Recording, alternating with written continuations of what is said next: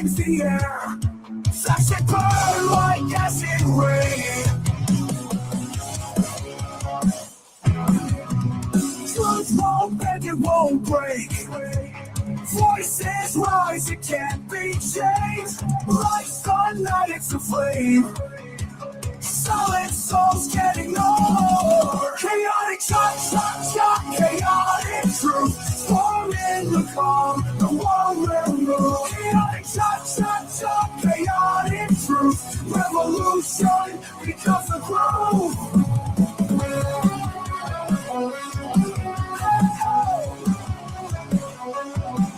In the shadows he stands tall. Echoes loud through every hall.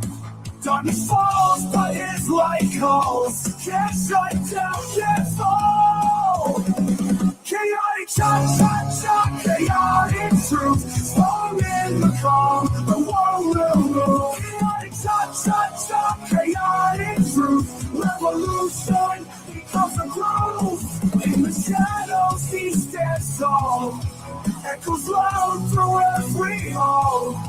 Darkness falls, but his light calls. Can't shut down, can't fall. Chaotic shot, chaotic truth. Storm in the calm, the world will move. Chaotic shot, chaotic truth. Revolution becomes a groove. In the heart of the unrest, truth will rise, it won't detest. Voices blend in rhythmic quest. Lies will fade, truth will manifest.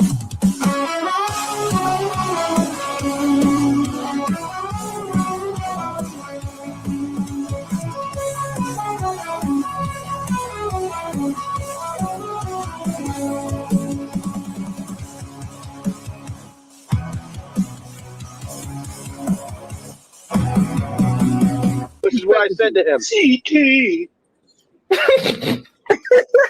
and listen, just because you find one place. Must be the money. Must be the money. Got to be, cause I got what's wanting to be my friend. Must be the money. People I never knew, people I never thought I'd connect with. Oh no, I don't know what it is. Talk to me, check it out. Must be the money. Must be the money. That's got them on my side. Must be the money. Must be the money. I'm never going wrong. Must be the money. Must be the money that keeps me looking fly. Must be the money. Must be the money that's got me cruising in style. Must be the money. Must be the money that's got me rolling so smooth. Must be the money. Must be, cause I got folks wanting to be my friend. Must be the money. People I never knew, people I never thought I'd connect with. Oh no, I don't know what it is. Talk to me, check it out. Be the money. Must be the money. I've got so much blame. Must be the money. Must be the money. 26 with all this wealth. Must be the money. Must be the money that funds my lifestyle. Must be the money. Must be the money. The party's at my place. After all, AIDS is a deadly, incurable disease. But no matter how you come to judge Charles Wheeler and his partners in ethical, moral, and inhuman terms, the fact of the matter is, when they fired Andrew Beckett because he had AIDS, they broke the law.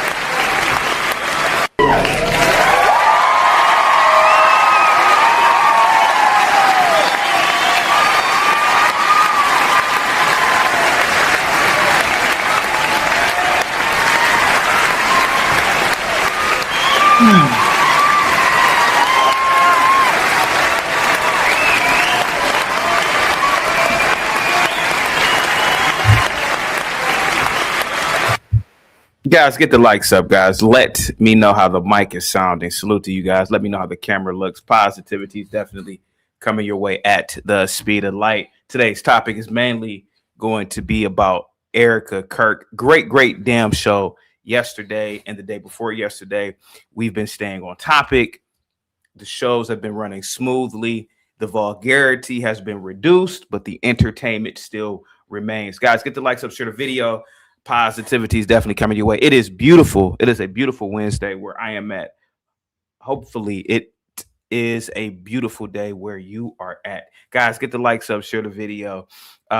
If you are at work and some loser comes around saying, looks like somebody has a case of the Wednesdays or a happy hump day, just get up and walk away from them because that person is a miserable, negative F word. So, guys, get the likes up, share the video. Positivity is coming your way at the speed of light. Every day in America is a Friday.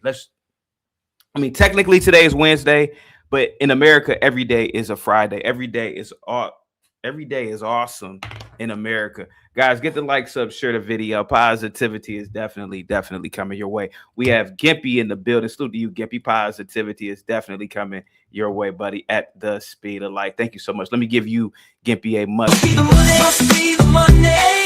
I've got so much blame. Must be the money. Must be the money. 26 with all this wealth. Must be the money. Must be the money that funds my lifestyle. Must be the money. Must be the money. The party's at my place.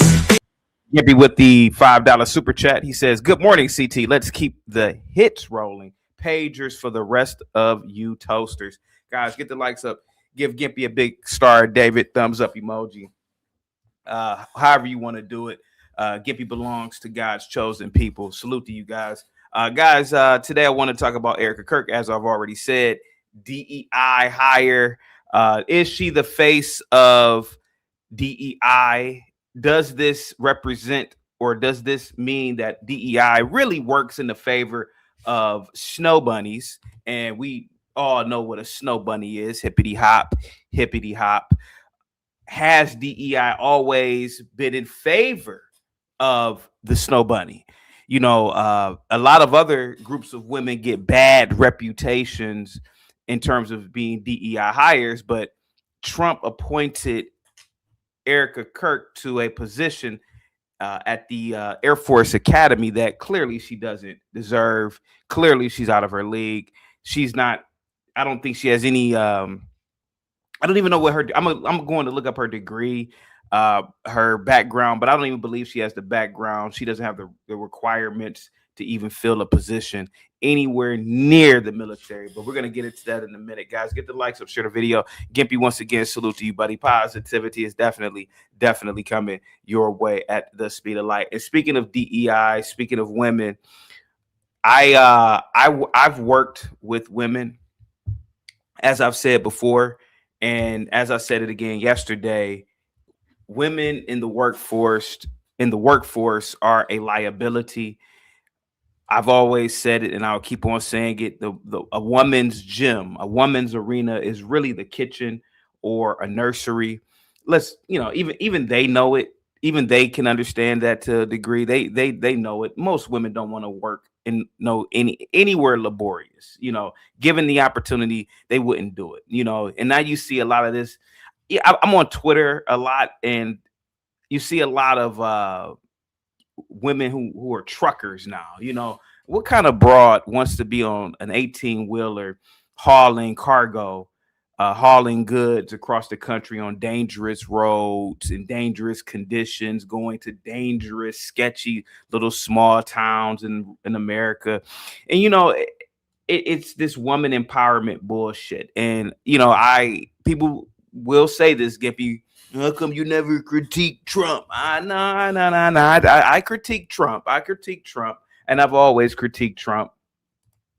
But this is a bad move on Trump's part, to a degree, man, having this woman appointed to this particular position in the Air Force Academy. And clearly she's not qualified. Guys, get the likes up, share the video. Positivity is definitely coming your way, man. We have Tarus in the building. What's up, Tarus? Salute to you, buddy.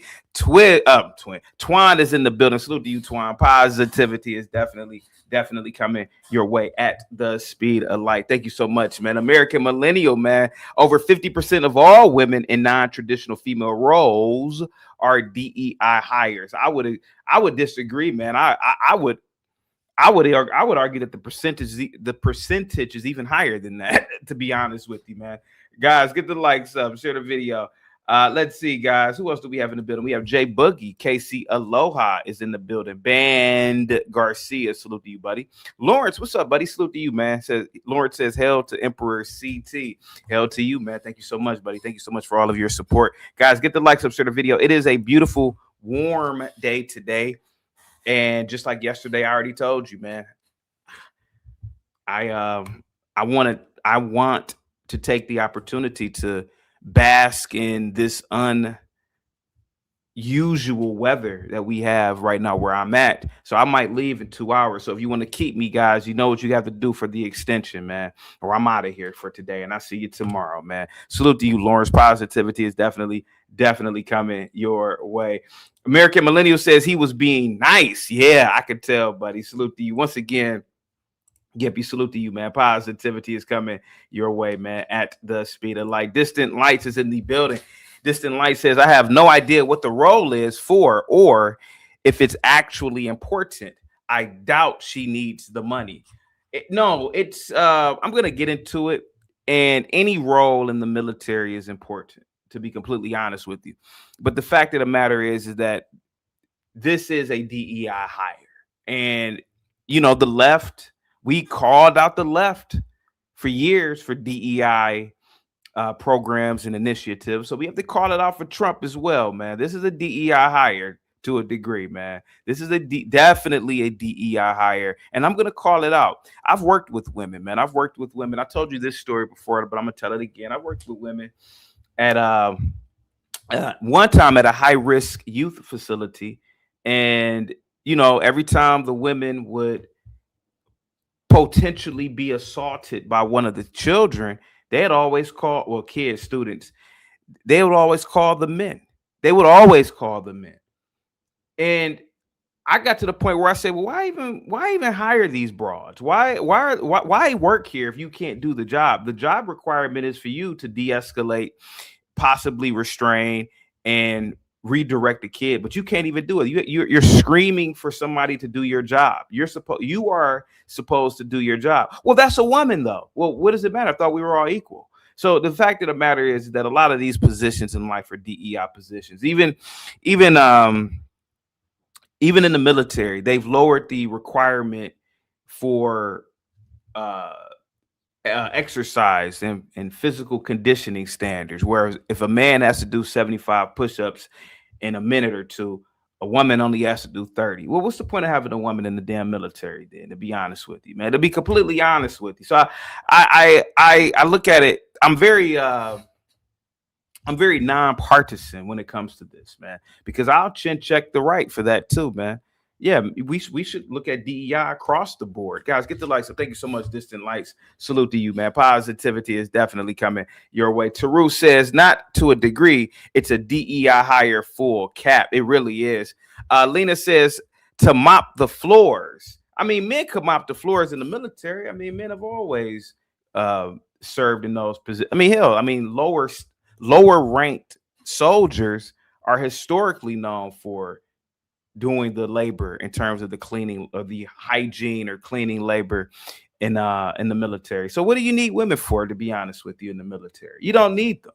Yeah, you really don't, to be honest. And I've always thought that, to be completely honest with you. And why would a woman even want to go to the military, to be completely honest with you? Why would you want to go and potentially get an arm or a limb or something blown off? Why even do it, to be honest with you, man? Women are supposed to be pretty. Women are supposed to be feminine. Women are supposed to be nice looking. You don't want no woman coming back burnt all up and missing arms. And nah, come on, man. Hell no. And if I had a daughter and she said, Dad, I want to go to the military, I'd tell her, you have to be some sort of stupid to do something that damn is idiotic, you know. And that's what it really boils down to be honest with you, man. Women aren't really needed for the military. Women aren't really needed for those positions, to be honest with you, man. And again, guys, I know you guys rarely have ever heard me talk about these topics because I'm not really a red pill topic guy, but I'm very honest when it comes to this topic. I don't beat around the bush with this. I don't beat around the bush with this. Lena, salute to you. Positivity is definitely coming your way at the speed of light, guys. American Millennial says they are only needed for medical support on base. Men could do the medical support. To be honest with you, men who do you think created the scientific method for medicine any damn way? Who do you think created it? It wasn't women, it was men. So men could do it. Men can do it. I don't know why women are. I really believe it's a liability to have women in these positions, to be honest with you. It's police officers, firefighters, EMT.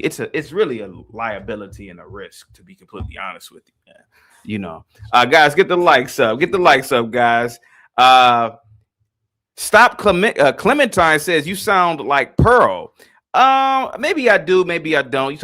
Are you talking about just pearly things? It's possible that I sound like her, but I'm just a realist when it comes to this, man. You know, I've always thought like this, to be honest with you, and I think it looks absurd. I think it looks absurd when women are in these positions, man. It looks like a woman, and to me, it looks like you're wearing just a costume. To be honest with you, you're just wearing a costume. When I see women who are police officers, firefighters, EMT, when I see women doing a lot of different things, truckers, I just feel like you're wearing a costume, to be honest with you. I've always thought, I'm just going to be honest about it. I've always thought like this, but I've never been the kind of person who would disrespect their position. Never been like that before. Never. And that's one thing I will never, ever do. I will never say, you're just a woman. No. But to me, it's like you're wearing a costume. You know, it's like a little kid who comes in. You know, when we were little kids, we used to wear the bed sheets and put them around our collar, and we would, you know, jump off the bed and we would pretend to be Superman or Batman or whoever superhero that we liked at the time. Get the likes up. Get the likes up, guys. Share the video. Positivity is definitely coming your way, guys. Lena is in the back. I'm going to bring her up in a minute. Guys, get the likes up. Share the video. Happy Wednesday once again, guys. Salute to you all. Positivity is definitely coming your way. Taru says women absolutely belong, bro. You are off today. I think you're being a little sassy today, Taru, and I rock with you, man. You are my fellow Northeast Ohio brother, man. And I say that with all due respect. But the fact of the matter is that women shouldn't be in those roles. You and I both know it. You and I both know it, man. No, Taru. No, they do not need to be in those roles, because they cannot perform at the same level men can perform. They can't do it, bro. They can't do it. And the idea that Erika Kirk, for example, is being given this position is absurd, even on Trump's part, even for Trump to do this, to be honest with you, man. Like it really undermines the core, the military, to be honest with you, man. Like, who is she to be in this advisory or board position? I'm just gonna be honest about it, man. You want me to lie? Okay, I'll lie. I'll just lie moving forward. The Cheap Chip is in the building. Salute to you. Says, I saw a female motor cop yesterday splitting lanes at a stoplight. She was getting jostled back and forth by the lane bumps. I was dying. Swish says, stop explaining yourself to Teresa's not a do funny. Skywalker, what's up, buddy? He says women need to fight for roles that have to do with the kitchen. They do, man. They really do. Let me see. Plasma says women drivers in a war situation. No thanks, Teruse. Maybe she can drive your truck, not mine, sir. We have Sterling says she studied political science and international relations at Arizona State. Then she got her Juris Master's, not lawyer, at Liberty U. Now she's working on biblical studies at Liberty U, aka she's not qualified. She's not qualified to be in whatever position that they are giving her, man. She's just not. She's not qualified to be in those. This is just a publicity stunt. This is a publicity stunt on Trump's part. to be honest with you. Tarus says, well, seeing as my second deployment, we had women driving, we ran convoy security, says otherwise, but that's your opinion. I'll take my experience. Guys, get the likes up. Stop Clementine says women fight over in other countries, like in Syria. No, they don't. No, they don't. No, they don't. No, they don't. If they're fighting, it's some idiotic man has put this woman as a pawn or as some sort of cannon fodder for her. So in case of her destruction, he will survive. That's all what this is. It's just like having child soldiers to a degree. Child soldiers are not they're useful as a tool for men. And it's really a dirty thing to do, to be completely honest with you. Child soldiers, women soldiers. No, man, be a man and fight your own war. And that's how it originally was amongst men. That's how it originally was. But having women fight, having women in these combat roles, that is the absolute stupidest thing I've ever heard of in my life, man, to be completely honest with you. Mama Carol is in the building. Salute to you, Mama Carol. Positivity is definitely coming your way. Lena, what's up? Go ahead, Lena. Hello. Good morning, Cece. How you What's doing? up? I'm pretty good. Go ahead. That's good. Oh, you enjoyed your day yesterday? Got to see Thank you. some. I did. That's good. My Yeah. question is, okay, let's say it was an active shooter and you call 911 and a woman showed up to the scene as a police officer, first responder. Would you be like, oh, I'm about to get killed? No, of course not. I just literally said I respect women in their You role. respect them, but do you still think If that a woman shows up and she's in uniform and she's doing her job, of course. But my overall thing is, why have this woman here in the first place when a man should be doing this job? A man should be coming here, not a woman, not a delicate woman. What is the purpose of it? Why is she in this? Why is she in this role? You know, Mama Carol, salute to you, sweetheart. Positivity is definitely coming your way. Howdy to you as well. Go ahead, Lena. Go ahead. I think it's someone who like adrenaline rush, and I get what you're saying, but there's a few women who do like that. Let them do it. They'll get tired of it. Like, Well, they have to be some sort of stupid, Lena, to be in those roles, man. You got to be some sort of stupid, or you just need the money, or because women aren't really heroic, to be honest with you. I mean, let's just be honest about it. Women aren't heroic. I mean, let's just be honest about it. If it's a burning house and there's men in there, and if a woman is not in a police or a firefighter role, your average civilian woman is not going to go in that damn house to try to save men. Now, she may go in that house if there's children in that house. I'll admit that. But generally speaking, women aren't really heroic on a universal scale. They're just not. I can see a woman would want to be heroic, but couldn't do it because they don't have the men. Like a woman, I'm being realistic. A woman can't pull out a 200-something pound man, the average. You might get a woman who might be able to smart enough or figure out, let me put this cloth, I'm gonna drag you out. I can't carry you, but I'm roll you on this blanket, I'm gonna pull you and drag you out the house. Sterling says, CT, would you fight Ronda Rousey in her prime? Are you out of your mind? Of course not. No, why would I? Are you insane, dude? Dude, Ronda Rousey had beat me now. She's out of her prime. What are you talking about? No, I wouldn't fight her in her prime or out of her prime. No. I mean, of course you have your outliers like a Ronda Rousey. No, I wouldn't fight her at all, to be honest with you. No, of course not. Go ahead, Lena. Go ahead. I'm not the woman to be the frontline responder. I'm not that type of girl. Yeah. But I've seen girls that are like that, and it's not a lot. But you see your one stud, one in like 100 or something, that might be able to get down with the best of them.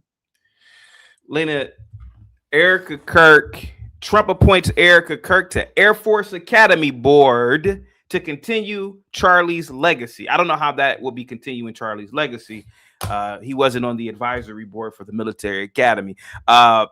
President Donald Trump has appointed Erika Kirk, widow of conservative activist Charlie Kirk, to the board of visitors that's in charge of making U.S. Air Force Academy recommendations to the Secretary of War and the president.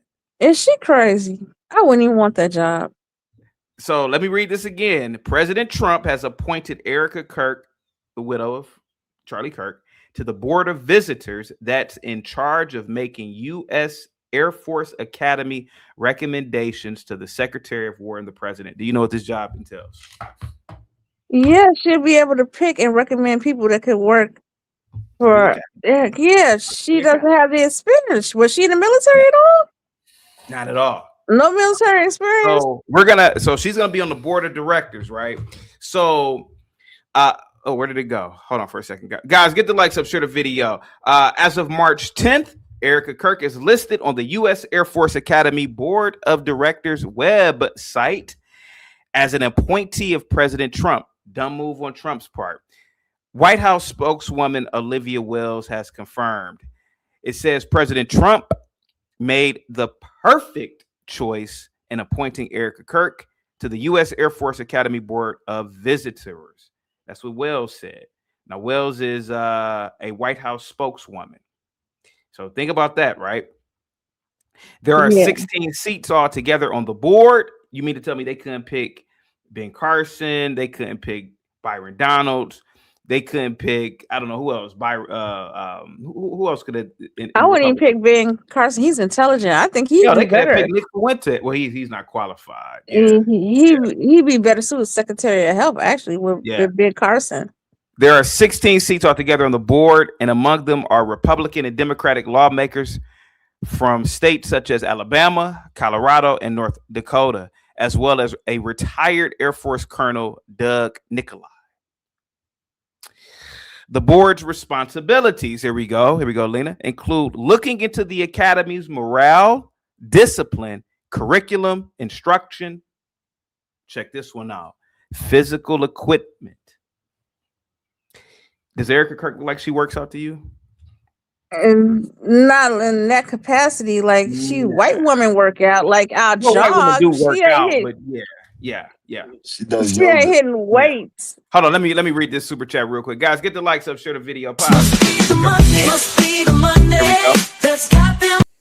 Chris with the $5 super chat. So, Mr. CT, are you saying women in the Army or any military form can't delete people? Only men can do that? No, I'm not saying that. I mean, it's not in a woman's nature to do. It should not be in a woman's nature to delete people. No, that's what I'm saying. Okay, let me read this again. The board's responsibilities include looking into the academy's morale, discipline. I'm pretty sure she has incredible experience with being disciplined, curriculum instruction, physical equipment, financial affairs, academic methods, and other matters. The board also makes recommendations to the Secretary of War, formerly the Secretary of Defense, as we all know, and the President. The U.S. Air Force Academy said in a statement to USA Today on March 10th that it does not influence or take a position on the selection of individual Board of Visitors members. The Academy added that it thanks all members of the USAFA Board of Visitors for their service and commitment to our mission. Erika Kirk is on this board. She's going to be recommending fitness equipment. She doesn't look like she worked. How can she recommend fitness equipment to the men? She can't. She can or she can't. She doesn't have the background for it. I could see even if she had what you call those people, medical physical science degree, what you call those, athletic degree or something like that. I could see if she had that. So, Mr. CT, should women teach elementary school all the way up to high school, or should it be men only teaching? I've always thought that women should only teach up until sixth grade, and after that, let men take over. Let the men take over. That when they become I think fourth grade. I think when you get out of elementary school. Well, you get out of elementary school in sixth grade. Oh shit! Down here is fifth. So. Oh, okay. That's so what I'm you saying. start junior high school in the seventh, and boys start reaching puberty in the 7th, 8th grade. So I think when you start that coming of age to a man, you need men around, man. You need masculinity. You don't need broads around all day. To be honest with you, I'm just gonna be honest about it. And I'm not a misogynist. I'm just telling you, I've always thought this stuff. Yeah, I can understand where you come from. I think to 8th grade. But when I think as soon as you get out of elementary school, no matter if it's 5th or 6th grade, because down here we go to middle school and we're 6 to 8. Hey, real quick. So you know what? The more I'm reading this, Erika Kirk's husband, Charlie Kirk, he did serve on that board. So she took over his spot. I had no idea. Oh, that's probably okay. So This is what what they it is. said in the chat. Yeah, so because her husband, it says So Charlie Kirk served proudly on the board, inspiring not only the next generation of service members, but millions around the world. I don't know if it's millions around the world, but with his bold Christian faith, defense of the truth, and deep love of country. This is what Wells said. Wells is the spokeswoman, Olivia Wells, for the White House. Wells said Erika Kirk will continue his legacy and be a fearless advocate for the most elite air power force in the history of the world, whose warriors keep our nation safe, strong, and free. This is what Erika Kirk is going to be. no, she's not qualified. Just because her husband did it doesn't mean she can do She's it. not qualified because she has in my opinion, she's not qualified because she has a coochie. I mean, just gonna be honest about it. But even if she had she's not qualified because she doesn't have the experience and concern. That's like me saying, oh, because you know what, my husband was a doctor, he died, I could take his position because that was my husband. That's dumb. Yeah, I feel better if what is it, RFK and who it is, RFK and her switch. Maybe if RFK took over the position. Yeah, he ain't got no experience, so shit. Or does he? I don't know. I don't think he's been in the no, army. He's an idiot. So shit, I'd rather him be. You know what I'm saying? RFK comes off pretty smart, man. Plus, he has a law degree. He comes off pretty. Yeah, I'm not saying he's stupid. I'm not saying he's stupid. I am. He has that medical condition. But what'd you say? Go ahead. All I'm saying is he has nothing to do with the military. She has nothing to do with the military. I'd rather him be in that position and her be in the health position. You know what I mean? Or if anything. But I was trying to, you know, Skywalker, something funny about Erika Kirk. So, you know, lately I've been doing more AI visuals for the thumbnails. And when I was trying to render Erika Kirk, it took me damn near an hour and a half. It took me 45, 50 minutes longer than normal rendering. Is she a lizard or something? Because ChatGPT just couldn't get it right. Like I kept on trying to get the perfect image. And even the image I'm using now on the thumbnail isn't really that good. I'm starting to think she's a lizard or something. She's some sort of like space lizard. A shape-shifting shapeshifter or something. Go ahead. The reptilian race. Is that possible? She could be a shapeshifter? Anything can be possible. CT, you know, they got them little clips of people when they slow it down, you can see their eyes changing and shit. Yeah. I think, you know, they tell you, oh, it's on the internet. You're going to believe everything on the internet. No, I don't believe everything, but, you know, some things you got to. It happened to Juwan Howard. I mean, not Juwan Howard. It happened to Jalen Rose one time. He was caught shape-shifting at a game. He was he's a reporter now. And they called him. Huh? That woman, Cynthia Riva. Yeah. She's a shapeshifter. When her hands, yeah, definitely. Her hands started growing in the pictures and shit. Yeah. But Lena, so go ahead, Lena. Go ahead. I don't think she should do that. That it's a bad look. She's not qualified. I don't think people thinking it through. Talking about her husband was there. Let's put it there because he died.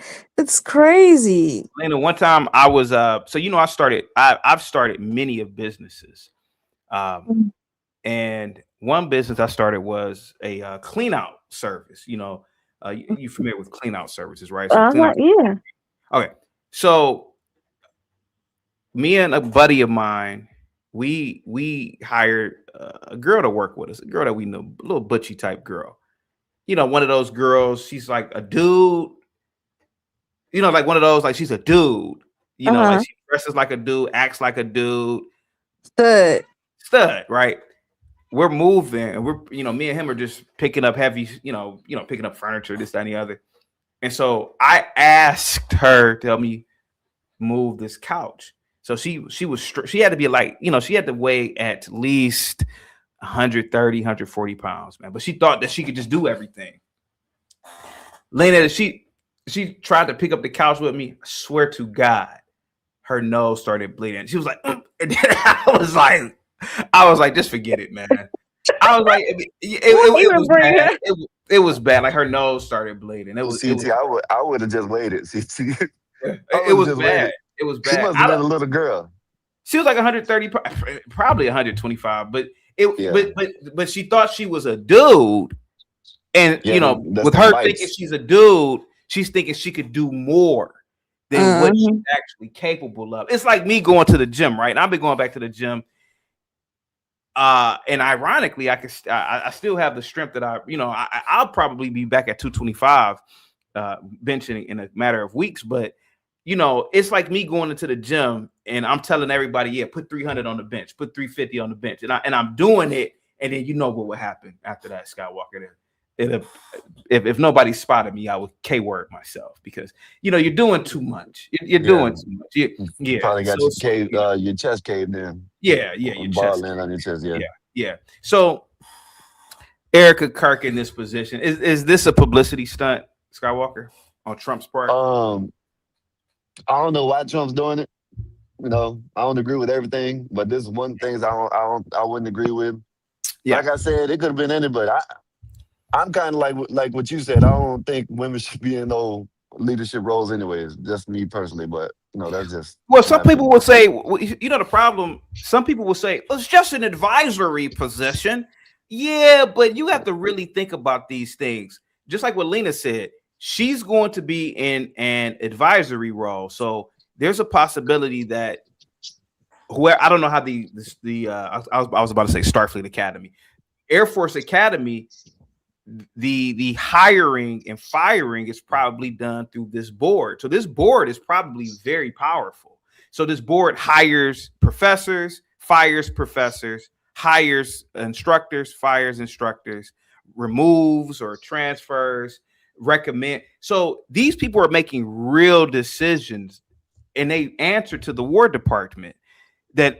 So you have to think she's one of 16 people. So with her publicity, you know, she may say, oh, I want such and such in this position. And then they may not want her in that position, but because of her name and her attachment to the president, this may be a conflict of interest. And who's to say Trump isn't smashing Erika Kirk? So whatever she say may override actual people who are qualified. Right, and that might compromise the military. Her over Melania. JD Vance. I'm just gonna call it like I see it. I'm just gonna I don't think. Well, maybe because she's a little bit younger, but JD Dude, Vance. You do understand these roles are purely like decorative. Dude, no. Why have the board of directors? I mean, why have the board in? Okay, why have the board? Because they need to do they have to pay favors back. They have to be able to glorify the elite. Dude, these are all like things that are patting backs and making jokes over. Like, dude, you're kidding me. You clearly don't know rich people. Wow, so man, they're all on boards and trustees of this and. Yeah, they get to decide what play or what professor gets hired, dude, but they don't get to say the guy that they want doesn't get wanted. Sorry, that's not how it works for these people. They're there to have a little title after their name so that they can say they're part of the elite. Like every museum, every what you're saying. Every non-for-profit has these advisory boards. Like we have these all over the government. Gippy, you said museums, right? Now, you know, at an art museum, particularly New York, Cleveland, one of the prestigious art museums, those board of directors really run that place. She's not a board of director. She's an advisory board. What I'm saying, she's on a board. You but that board doesn't run it, dude. I'm talking about these advisory positions. Like these exist to decorate people with hiring. No. She's gonna have no direct influence over any of that at all. Real professionals who are in the interest of the academy. Well, she'll get a vote at the end. So what is she gets a vote at the end? That's what her job is. She's part of the board that signs at the end after they go through the interview process. And then the last one is to sit in front of the board. She's one of like a dozen voices, man. She's not going to have more pull or sway. This is a common practice with fucking rich people. What you're saying is they put them on boards. Like, dude, they have it for the Kennedy Center. So it's like money laundering for the military. Yeah, so you're saying they got them on boards to ease the minds of the masses. know what I mean? But Dude, they ain't make no decisions. no. This is It's just stuff for how they show. pay people back. Right. It's like I'm a rich, like Yeah, to ease the minds. I'm the Yeah, to widow show. of a famous murdered conservative. I make headlines, I whatever, and now I'm also on this advisory board, so I have a little fancy title to go with it all. I Dude, don't they know. do this all the time. It's like naming someone a diplomat to a country that doesn't matter. You think so? So It's it 100% that.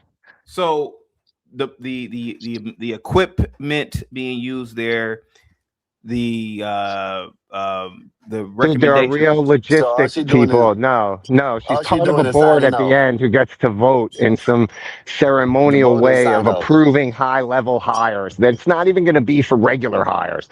She only Yeah. gets to, they don't concern themselves with the top of the top. It's like if they're bringing in a new commandant of the academy and whatever, the advisory board is the last people he meets with before, but it's a done deal at that point. The votes are already culminated, like counted in advance. Like, dude, do you not hang out with rich people? Like, this is what I'm saying. Like, I know because I work for these people.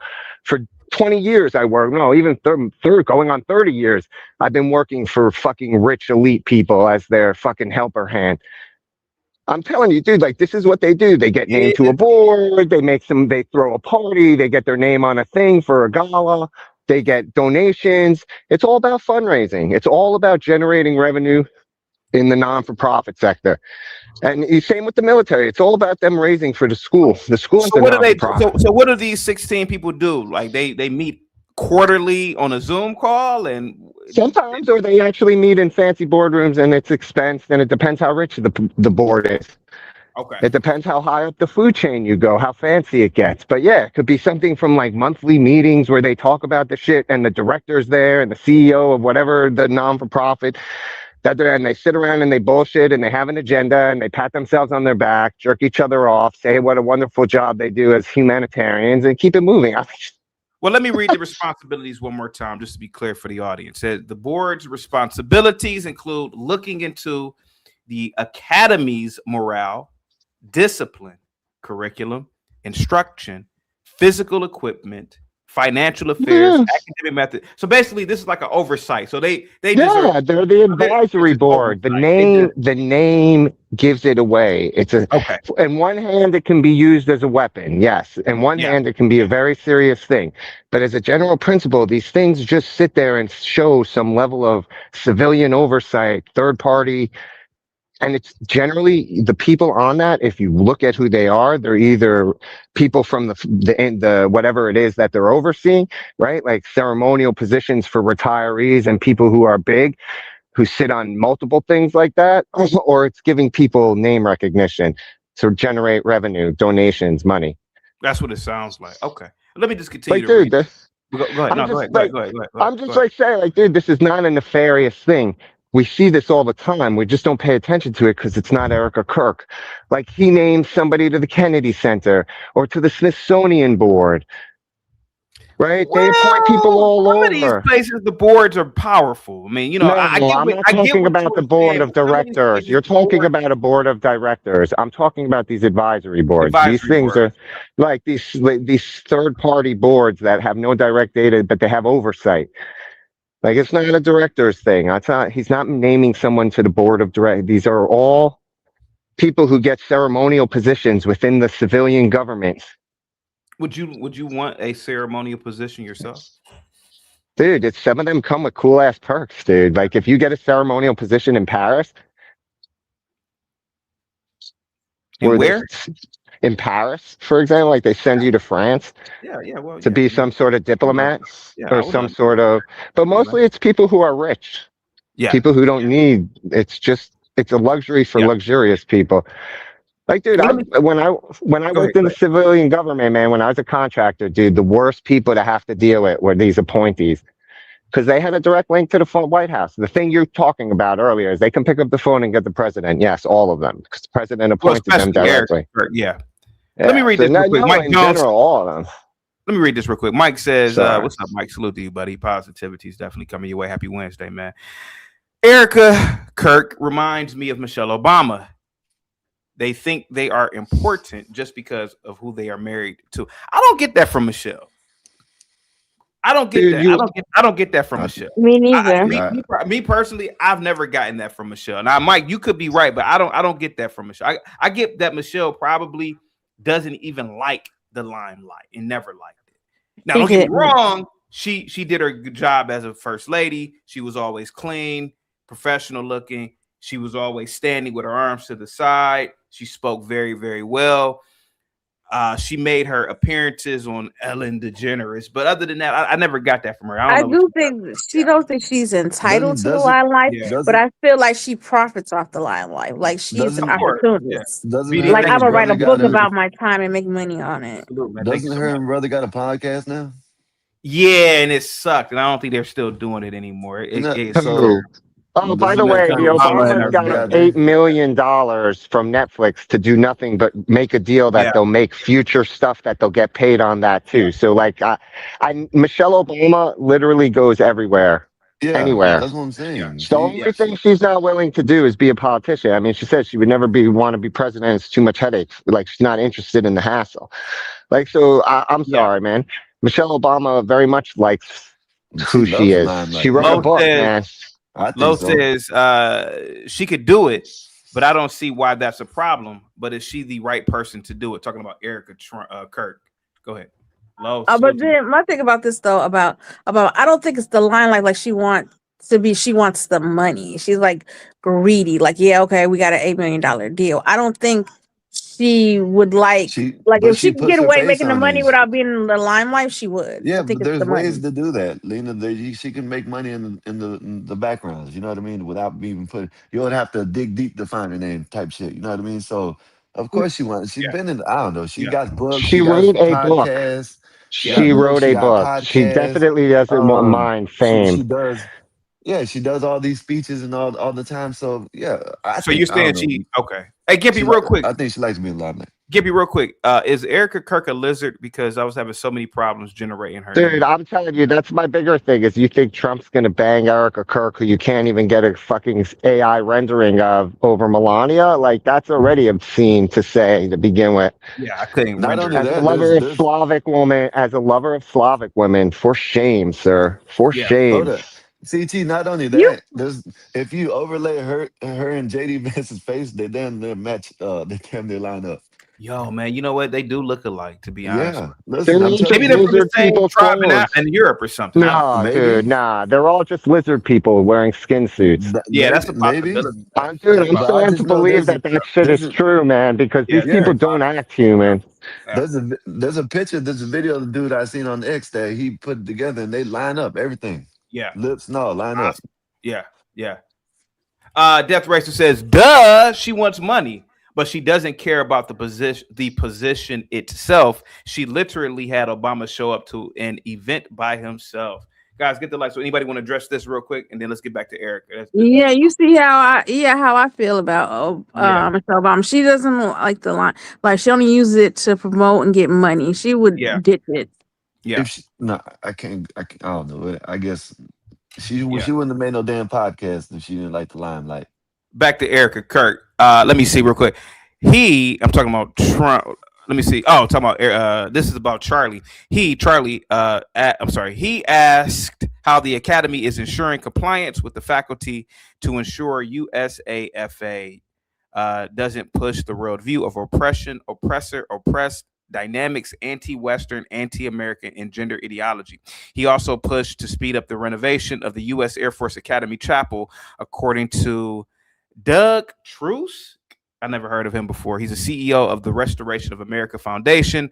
Restoration of America wrote to the board. Charlie Kirk said in August that the chapel, which some cadets had been disappointed they couldn't see during their time at the academy, was built in 2 years, but would take 9 years to fix. So I guess when Charlie was on the board, he asked or he made recommendations for a new chapel to be built. So there is some level of, what do we call it? No, that's what their job is. Again, it's not, it still has to go through the whole procurement process that the school has in place. They just say that, like, again, for example, let's say there's some controversy that some piece of the curriculum becomes controversial because of some, societal change, right? So some controversy arises that they're still teaching something, right? They would use that advisory board to show they were doing something. Yeah. Oh, the advisory board's investigating it. They issued new out guidelines for curriculum surrounding this bullshit, blah, blah, blah. And now the school's taking steps to implement those guys. That's the sum total of its power. It's predetermined. It's not, it's all for show, but like it's not real. Before marrying Charlie Kirk in 2021, Erika was Miss Arizona in 2012. She hit the wall pretty bad, by the way, and received her Juris Master's, not doctor. So she's not an attorney. So she's not a lawyer, from Liberty University School of Law in 2019. Is she qualified for this board position? Even though it's ceremonial, is she qualified, Gimpy? Yeah, I mean, they're all qualified for what it is. Yeah. That's what I keep trying to explain to you. There is no qualification other than they give you the job. Really? Okay. Yes.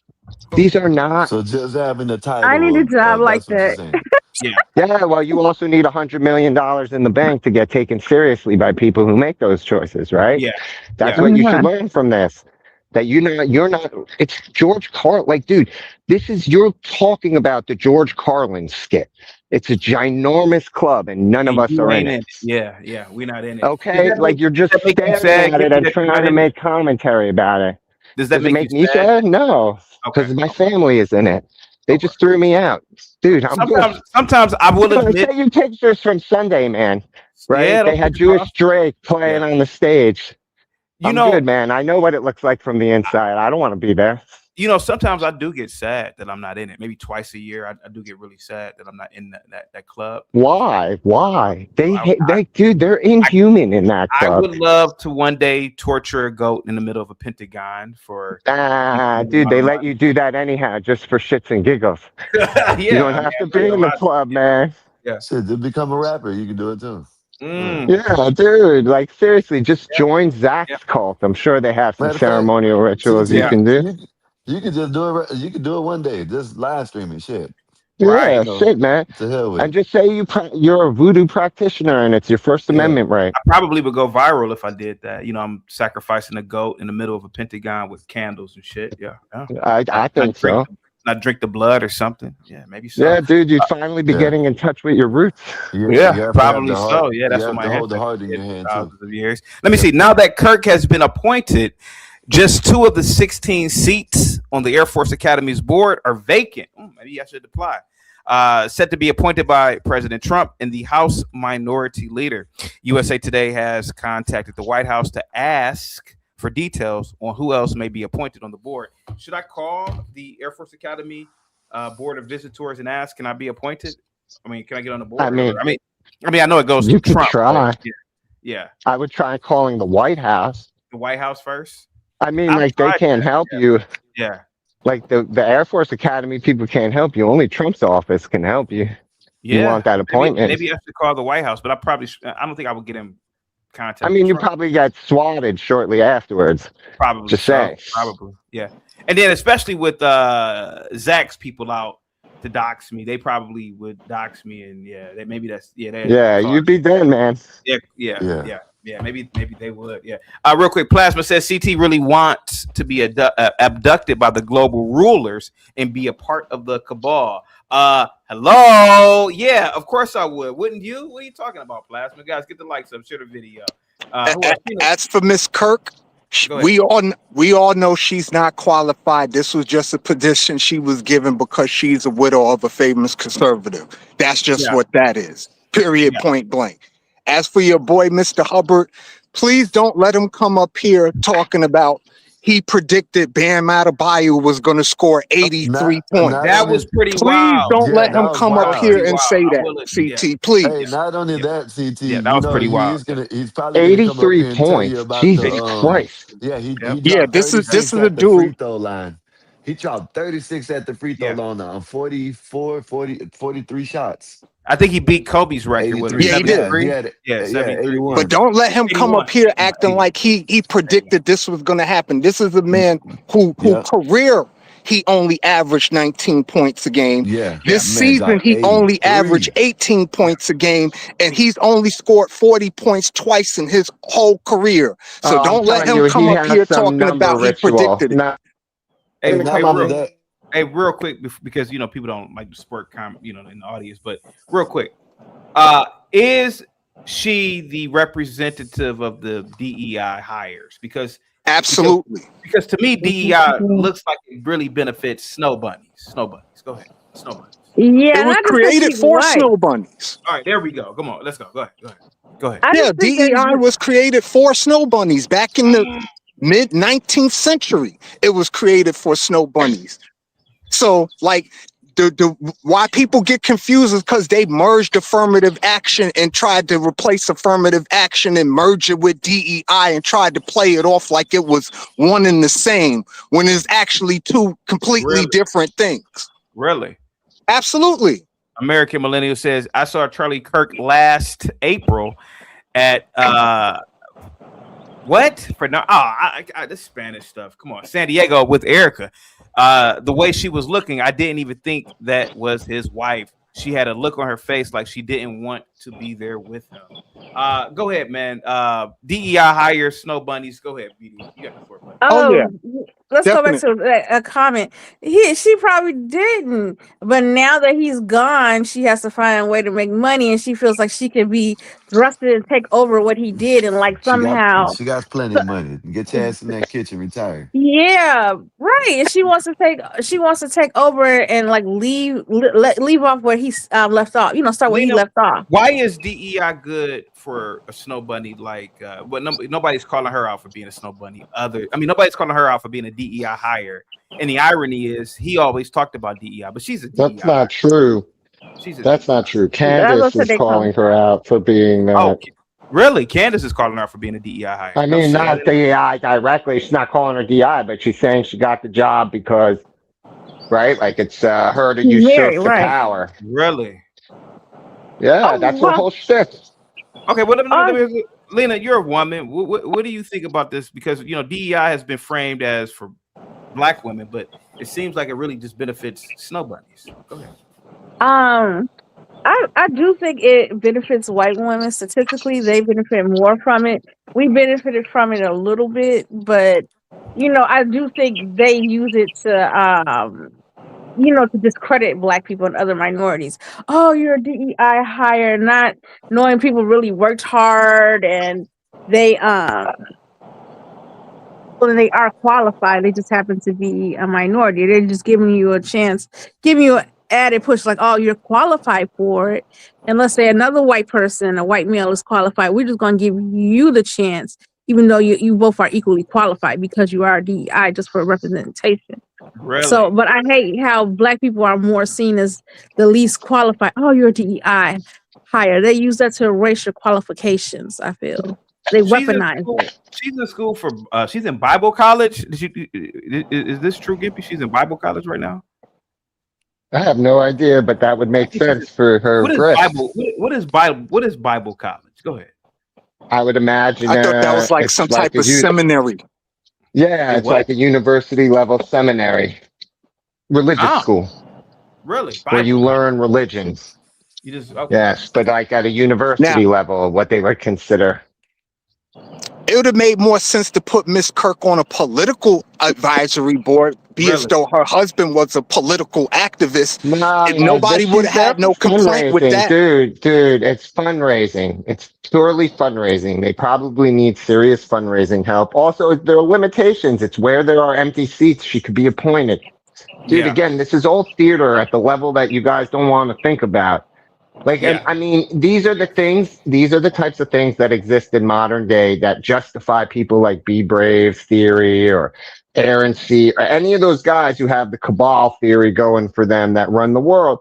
These are the things, because that's all these things are, is rewarding their inner circle of people with celebratory roles that even may come with a salary. For all you know, it's a grift to get paid. Some of them get paid. A diplomat gets paid. Some of these boards are paid roles.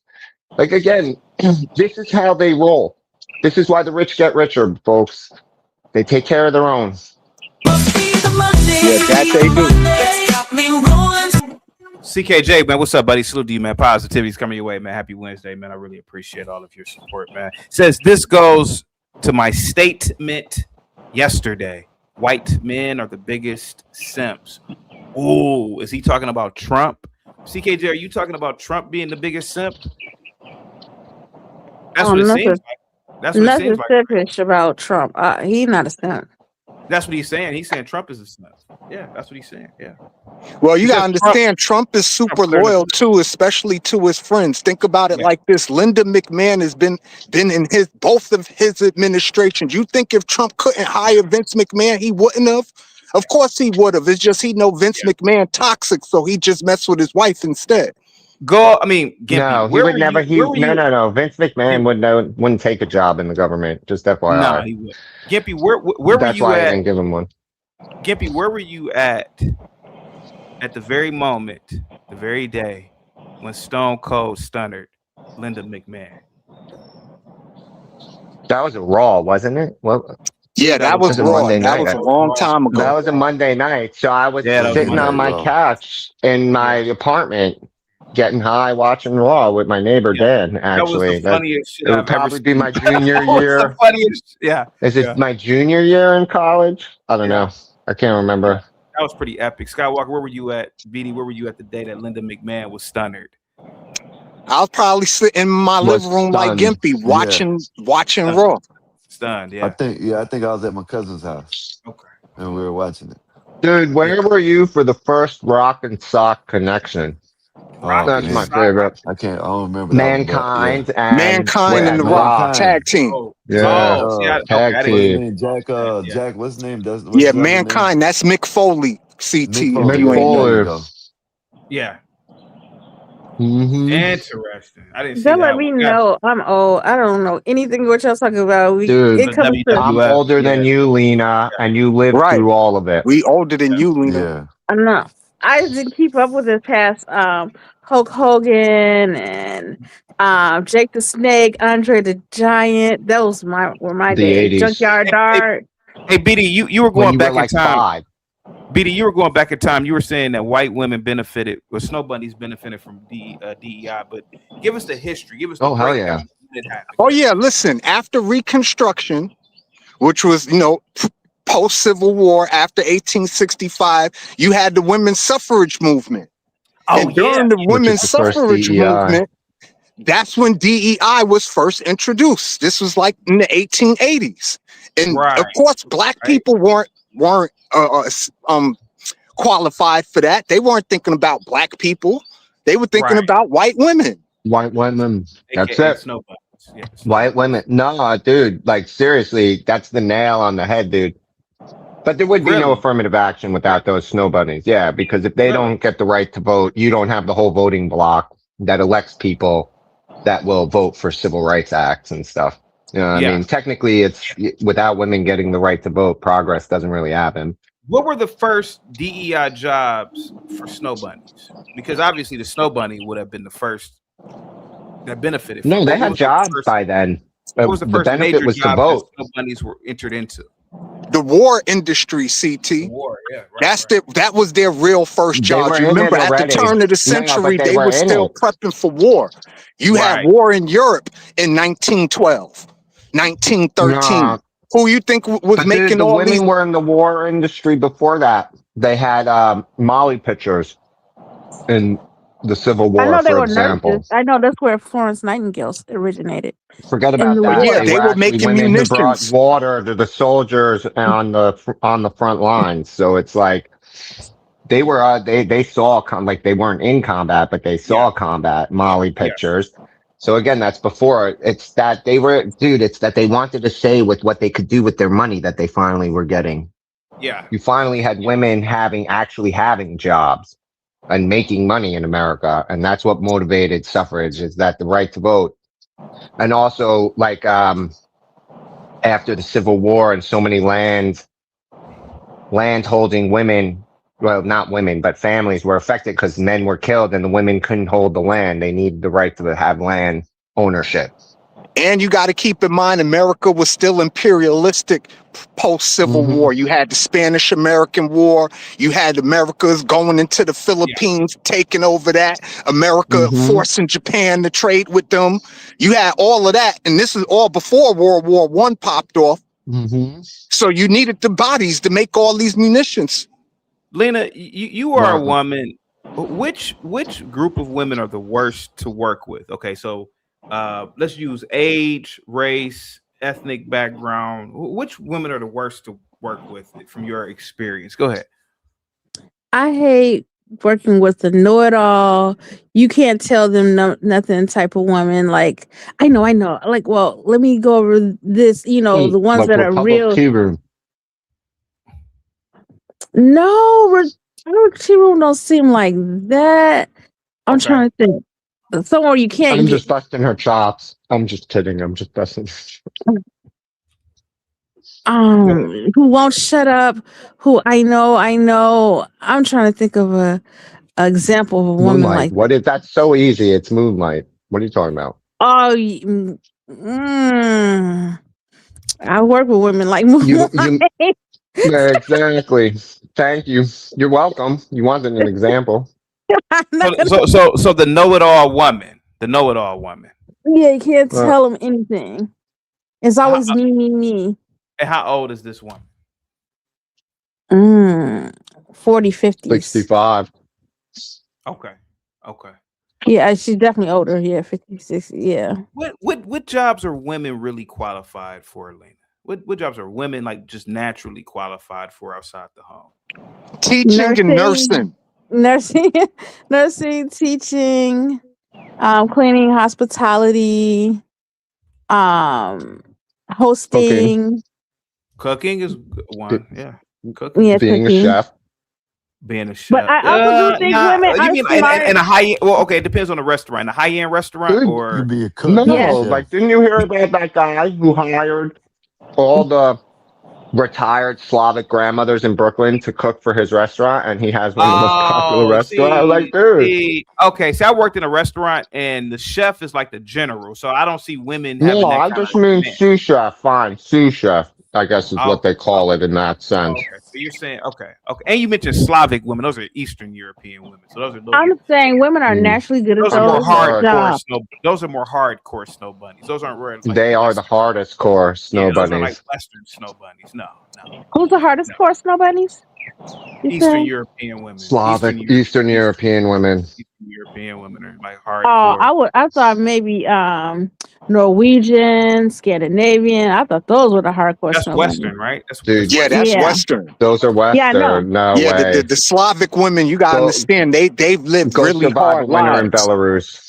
Yeah, Go or winter in survive a winter in Poland or Belarus. Czechoslovakia. That's a Oh, you whole talking about different thing. hardness? I thought you were talking about like whiteness, like Buddy, snow bunny, you're feminine showing girl. your age. Wait. Hold on, Lena. Buddy, there is no country called Czechoslovakia anymore. There's No, I know Czechia that. I'm and talking Slovak. about like the region of Eastern Europe. Man, you're just old, man. I am just old, get used to Gimpy. it. I am. Old. That's old. fine. The world has changed That's the since me goal, and you though, have been in our Gimpy, is to get prime. old. I That's the never thought goal. I'd get this old, honestly. Yeah, that's the goal, is to get old. But also, I Yeah. think too, those are natural jobs for women. But I also think women are good at other jobs that are intellectual, that they could, like I think there are good women that are into tech. I've seen women that are good in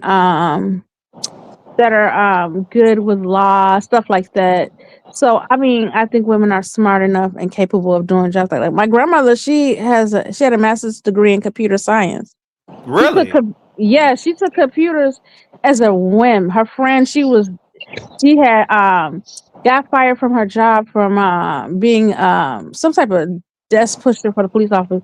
And her friend was like, "Hey, Rose, let's go back to school. You want to go for computer?" She was like, "What's that?" and she ended up going. She came out in second A lot generation of older computer. black women did go back to school back in like the 70s and 80s. I heard about this wave. Yeah, I know a lot of my friends' grandmothers did that. They went My back. grandma. They went to school. They never were educated like formally. Oh, my grandma was former. She had a degree that she couldn't do anything with. She had a degree, and her first degree was in journalism. She wanted to do what Barbara Walters did, and she's like, "Well, they're not going to hire a black woman." Did she ever beat your ass with a switch? Yes, and a shoe.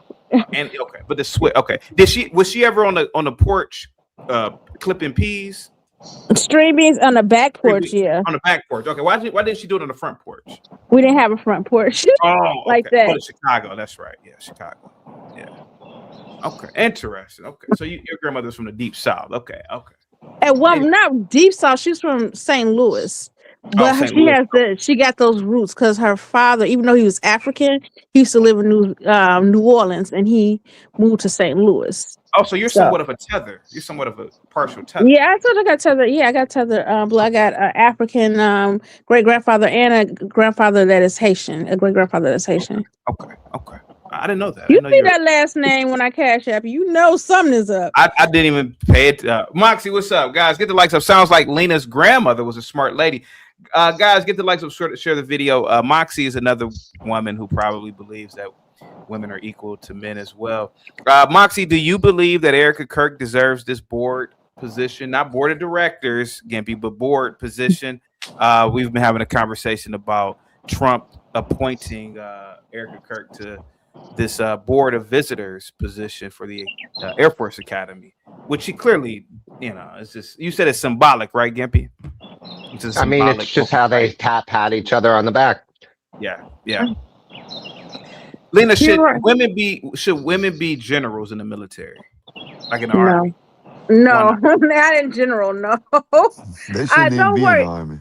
I think there are some women that could do it, but as a collective, no. It's too much of a risk. Too much of a risk for women because the first thing they'll do, CT, even with the nurses, you got to see being in the army. I've never been in, but just thinking about it, if they're really in war and they got to be patching up all these busted up legs and blown off arms and stuff like that, they ain't gonna, you know what I mean? They're gonna be in their feelings about it. So you know what I mean? It's better off men doing all that shit. You know what I mean? Yeah. Why would a woman want to be in these positions? The problem is, again, dude, you can't afford to have the men in that position when you need them to go fight. You see, logistically, you're wrong because you're going to only have so many fighting age and fighting qualified men. You can't have them saying, "I want to be a nurse." They need to be a medic on the front line. Yeah. So again, you're like. It sounds good what you're saying, Skywalker, but again, you need women. Like, that's why every time there's a war, women get more rights after it back in the day. Because we would need women to... I see what you're saying. I'm just saying it shouldn't be. You know what I mean? But, yeah. You know what I mean? Dude, the alternative is that we end up having, PDF stuff with little boys, because that's how they handled it before we had women in the battlefield. I mean... So you get to pick, man, what society you want, since history is clearly laid out how it works. It's either you let the women help or you get stuck with the alternative, where we all have squires and shit. He just told you the PDF stuff. Oh, yeah, PDF. Yeah. That's the PDF stuff, man, that ends up happening. So again, I'll pick women in the battlefield over PDF stuff, since history only gives us two choices. Unless someone shows me a third choice, I'd like that. Third choice would be great. Yeah.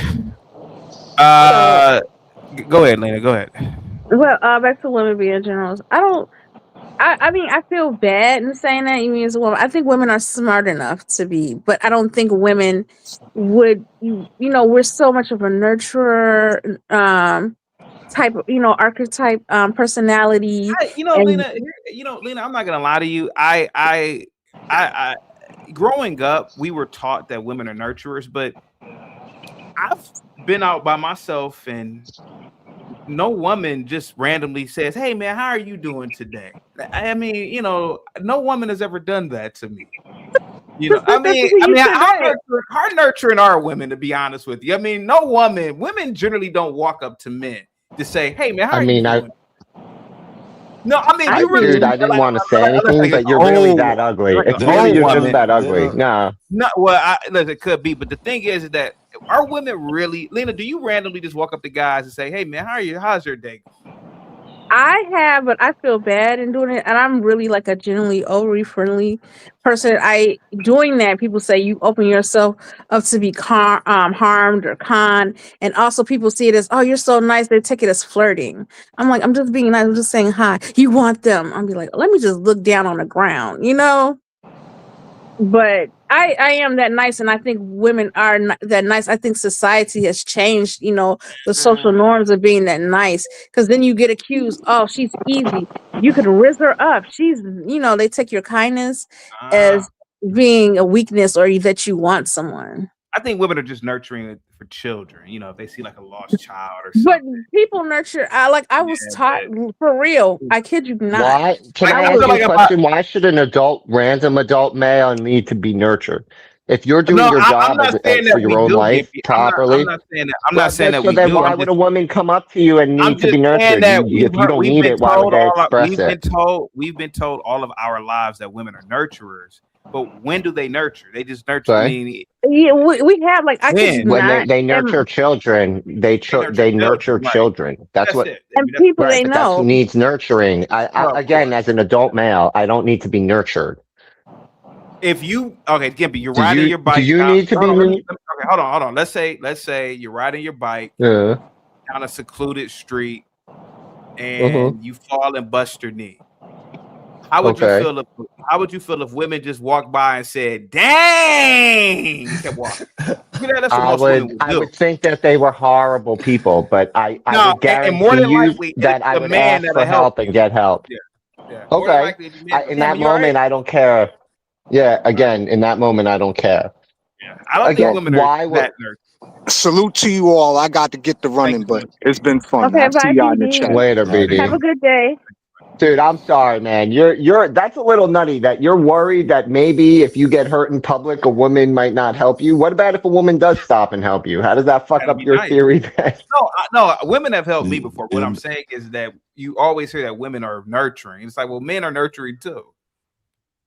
Yes, but women Yeah, are Yeah. nurturing by biological design. right. Men have to like teach themselves to be more nurturing. Otherwise, they're more stern when they try and express nurturing. Maybe so. Maybe so. Like I tell you, like give you example. Like I was at work, and I kid you not. Just let you know that we're conditioned or taught this. We had a party or whatever. It was natural. We knew the other woman was like, "Come on, let's get in and let's serve them in their plates." We Yeah. literally serve men their plates and their food. They're capable Yeah. of doing it themselves. But I'm sitting up here making plates for my male co-workers, like, yo, here, you want something to eat? And handing it to them, giving them their forks and pouring them a drink. It's not my man or anything. It was, that's just something that You did a women are good do. job. Did a good job. Must be the money. Republic Room, thank you so much for the PayPal. I really, really appreciate that. Positivity's coming your way. Guys, give Republic Room big thumbs up, $sign emoji, and send her over. I don't know if they have like tomato soup and crackers emoji. She's sick, so send her over some whatever. I don't know what else can we send her over like as an emoji, Lena, for to help her feel better. Not medicine, like no, you don't want to do like a medicine emoji. That's kind of like but yeah, tomato soup emoji. Yeah.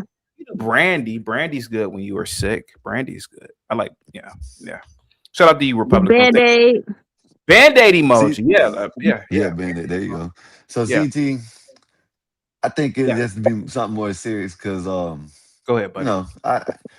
if I get a scratch on my leg or my knee, I'm gonna get up. But it has to be my leg has to All be right, broken or I'll something tell you like that. something You know what what I happened to mean? me. There you go. I'll tell you what happened to me one time. Speaking of snow bunnies, I was in college. I was driving to some friends of mine house. They lived way off campus, and it was snowing, and a snow bunny was in front of me. She didn't make a goddamn she was like waiting to make a turn, and I started sliding, and I couldn't stop. And then she eventually turned and I went into a ditch. So I'm in the ditch, and the snow bunny looked back. Skywalker, you know what she did? She drove off, man. I'll never forget that look in the Snow Bunny's eyes. She just drove off. She drove off, man. You think she laughed at you when she I she think drove off? not only did she laugh at me, she probably went back to whatever sorority house and said, I just did something horrible, soror. Some black guy was, she probably made up a lie or something about me or something. But yeah. So, but I feel like a imagine man would have stopped, what I'm saying? Hey man, you all right, man? Try to get me out, but they would have chuckled or laughed a little bit, but they would have asked it, man, you good? You all right? yeah. Then drove off. Yeah. Then talk shit Nah, about you a man afterwards. would have gotten out the car and tried to help as much as possible, man. It's just something honorable about it, helping somebody in need like that, something honorable about it. But I'm not to say that women don't nurture. One time it I depends on. go My ahead. bad. No, No, go I ahead. said No, with go me ahead. it depends on the severity of Go ahead. what's going on. You know what I mean? If I see you fall and you're like, get up and you're like, shit, my knee. No, I'm saying, hey man, you all right? Probably laugh at you and keep going. You know what I mean? But if I see that Dante, your my wife legs is broke, Black American. She's not African. yeah, if I see that you got like your legs broke or you're in serious pain, I'm gonna Yeah. get out and you know what I mean? And Yeah, you know what? For the most depends. part, I really believe women would help if a guy busted his knee up, and I think women can discern if it's something that's real. I think women would help. Obviously, they say you all right? You need to the cackling voice. You need to call the cops or something. They probably would help. You know Guys, what? I amaze people because I'm in healthcare, even though I'm not at the level of Republican with Shayna.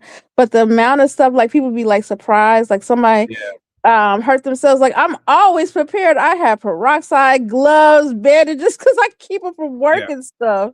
Dante, yes, my wife is FBA, and I've mainly dated only FBA women throughout my life. Don't get me wrong, I have been with different women of the continent and Jamaican crazy women, but no, man, I've only really liked, not to say I dislike, but I've only been with FBA women. Yes, Dante. I don't know if you knew that about me. Yes, guys, get the likes up. Wow, man, what's up, buddy? With the $2 super chat. Happy Wednesday to you, buddy. I've got so much blame. Juan with the $2 super chat says, no Americans today, CT. Take down Sky. I'll bring you back in 2 minutes, Sky. Guys, get the likes up, share the video, guys, in the chat. Dante says, so all the trash you talk about blacks, you have an FBA wife. I find that hard to believe. I don't talk trash about blacks. I'm a journalist. I just tell you what goes on in every community. I'm right now I'm talking about snow bunnies being DEI welfare recipients, to be honest with you. So I talk about everybody. I've even talked about Dante, unlike you, I've done episodes where I've talked about myself for hours. So you gotta get past that main character syndrome, my child. Guys, get the likes up, share the video. You may like this next topic, Lena. Cliff says, Dante, you are a divorced and bitter. CT is married and happy. What is better? Let me see. Reset, what's up, buddy? Guys, get the likes up, share the video, man. Hope Do you think that white women makes DEI look better? Like you never see them really complain about, oh, don't you call me a DEI? I don't really think they make it look better or worse compared to black women. I think that women shouldn't just be in positions. To me personally, I just really think that our society is so broken that we are all out of place. It's like Planet of the Apes. It's like she shouldn't be here. But also, I think too, they don't mind them being DEI because a lot of people desire white women. Like, yeah, who cares if so and so is an accountant? She's not a qualified. She's pretty with big boobs. Who cares? Yeah, and that's a problem. The older you get, it's like, don't get me wrong, man. If you're a man, you're in the office, you want to see some tits, but you're not supposed to be there to see tits. To be honest with you, you're supposed to be there to have your ass working. So and that's one of the problems a lot with women in the workplace, man. To be completely honest with you. Because it becomes a distraction, man. The smell, the tits, the cleavage, the attire that broads wear, it distracts men, and then sometimes a lot of us, we relieve. I've done it before. I've worked in environments where, I go off to the bathroom and rub one off during lunch thinking about a coworker. Sometimes I've even had like I've had work wives before. I've had work wives.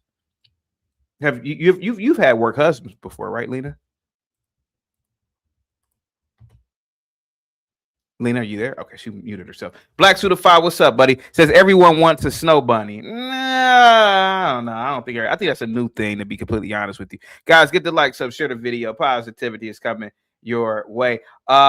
on life only says, CT, you had a no Jamaican. You like, what are you talking about, dude? I've had several Jamaican broads and they're absolutely batshit crazy. Caribbean women are absolutely crazy. Guys, get the likes up. Says, I never rubbed one to a worker. You are crazy. Well, you're not me, buddy. You're not me. I've rubbed plenty off to co-workers. To be honest about it. And I'm not ashamed to say it. I don't have main character syndrome. Guys, get the likes up. Get the likes up, guys. Easy says, why she's still in gloves and peroxide out of her job. Skywalker, salute, man. You may like this next topic, buddy. The Pentagon spent $2 million on king crab legs. Did you know that? For anybody who knew that, it says in September 2025, the Defense Department obligated a record of $93 billion, over $50 billion in the final 5 days. And let me see what they did. Highlight. So here goes the thing. So in this spending, they spent $2 million on king crab legs, $6.9 million on lobster tail, $15.1 million on ribeye steak, $225 million on furniture like premium chairs. This is what the Pentagon spent. First of all, do you now understand how big a club is and you have no part in it? All those vendors. Look how many people got CT paid. just wanted to be involved in it. That's all. Dude, CT, man, do you see? But it's just a giant party. And you ain't in it. But what I'm trying to figure out is, Gippy, years ago, I made a live stream about seafood. I can't eat crab legs or lobster. It looks like a big ass cockroach.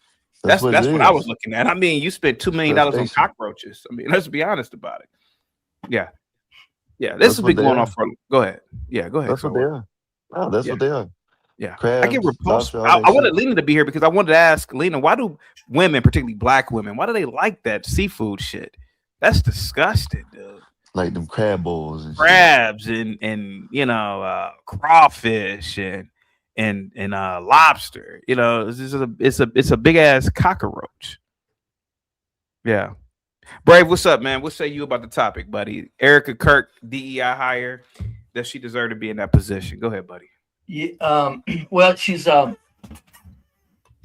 sure is very valuable. But right quick, CT, I just want to say, goodness sakes, it's so sad that I'm wondering if you not seeing women as nurturers, not talking race, but I am, is you not seeing women as nurturers a black thing?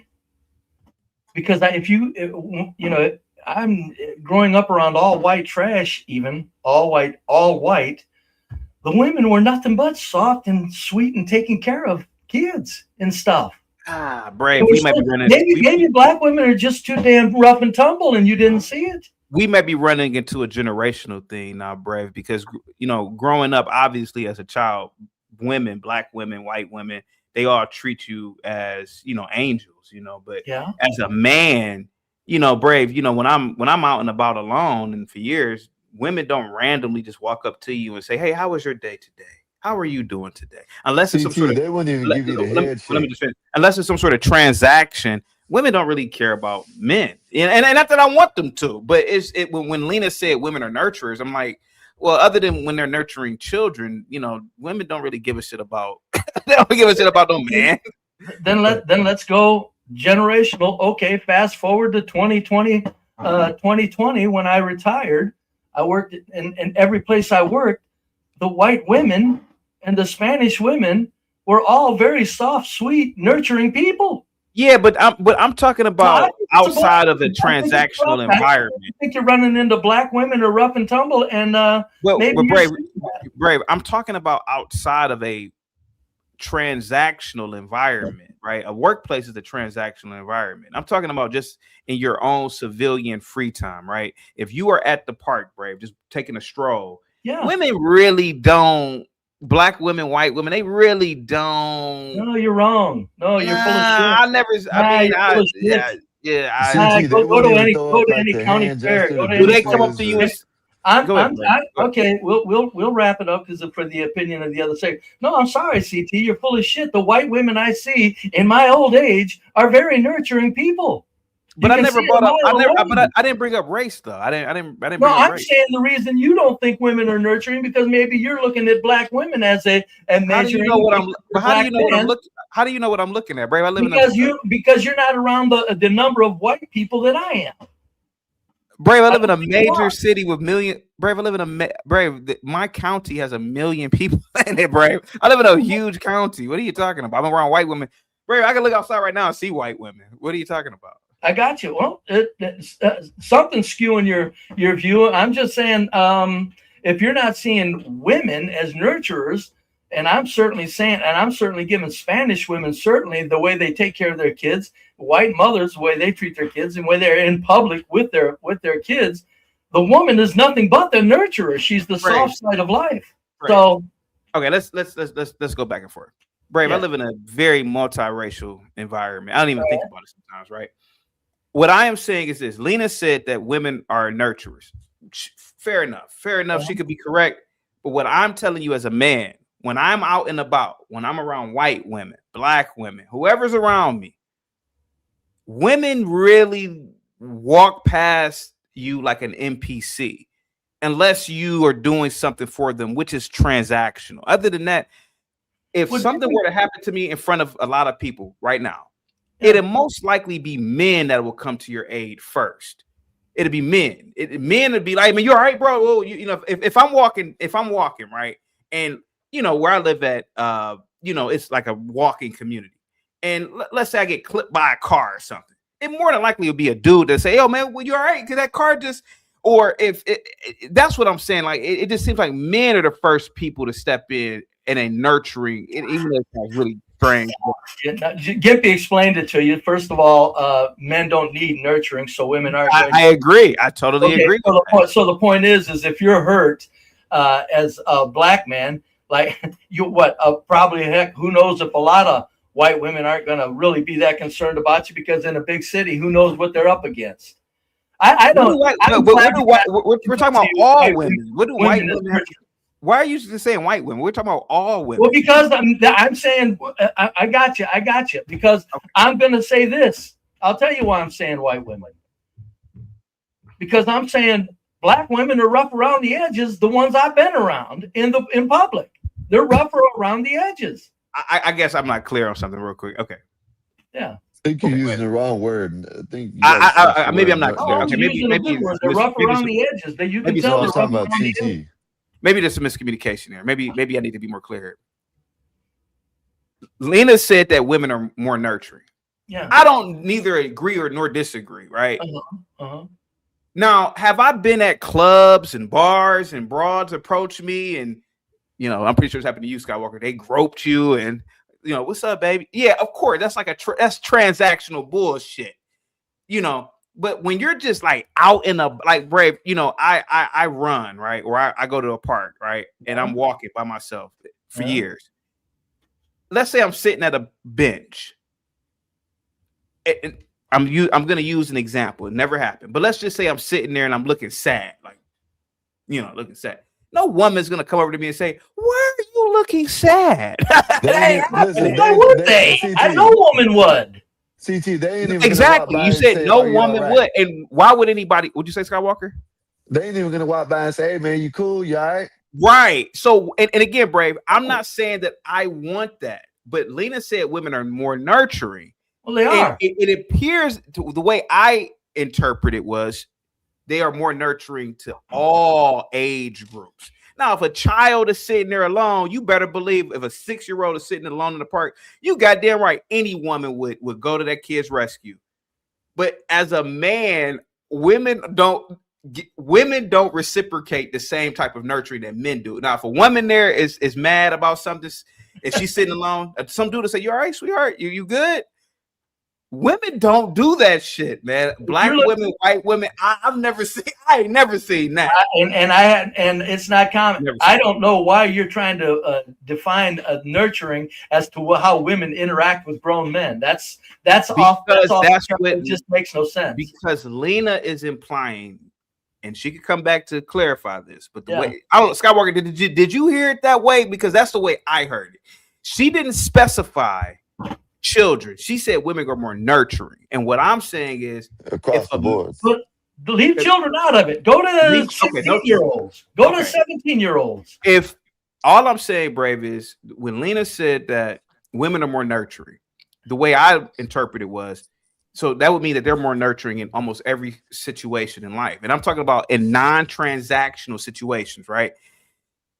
So again, using my example, if a man, he's upset about something, he's at a park, he's at a bench, women aren't going to approach that guy, but men will approach a woman, or they'll walk past and say, "You all right, sweetheart? You good?" Like if she's crying, if you good, you good, you all right? Women won't do that. I mean, maybe they will. I don't know, but I ain't never seen it. I think you're putting the adult expectations in there skews the position. To say women aren't as nurturing as people claim, you would have to prove to where they're not nurturing with young people, because they are. They just I did that. I said that women, when it comes to children, yes, women will. Well, that's all I'm saying. I agree with that. It doesn't matter. I agree with that, and men will obviously be more cautious to approach any child, even if that child is hurt, because how society looks at things. But right, what I'm saying is that I've been in environments where, women will literally ignore men, but men will. Hey, y'all good over here, ladies? Women don't have that. Like, they don't have that. Y'all good over here, men? Hey, y'all men good over here? Like, I've never seen that. You know what that is, CT? That's just men maintaining the peace and tranquility more than it is nurturing. Okay. They just want to make sure everybody's fine and all things are adhered to and respect is given where needed.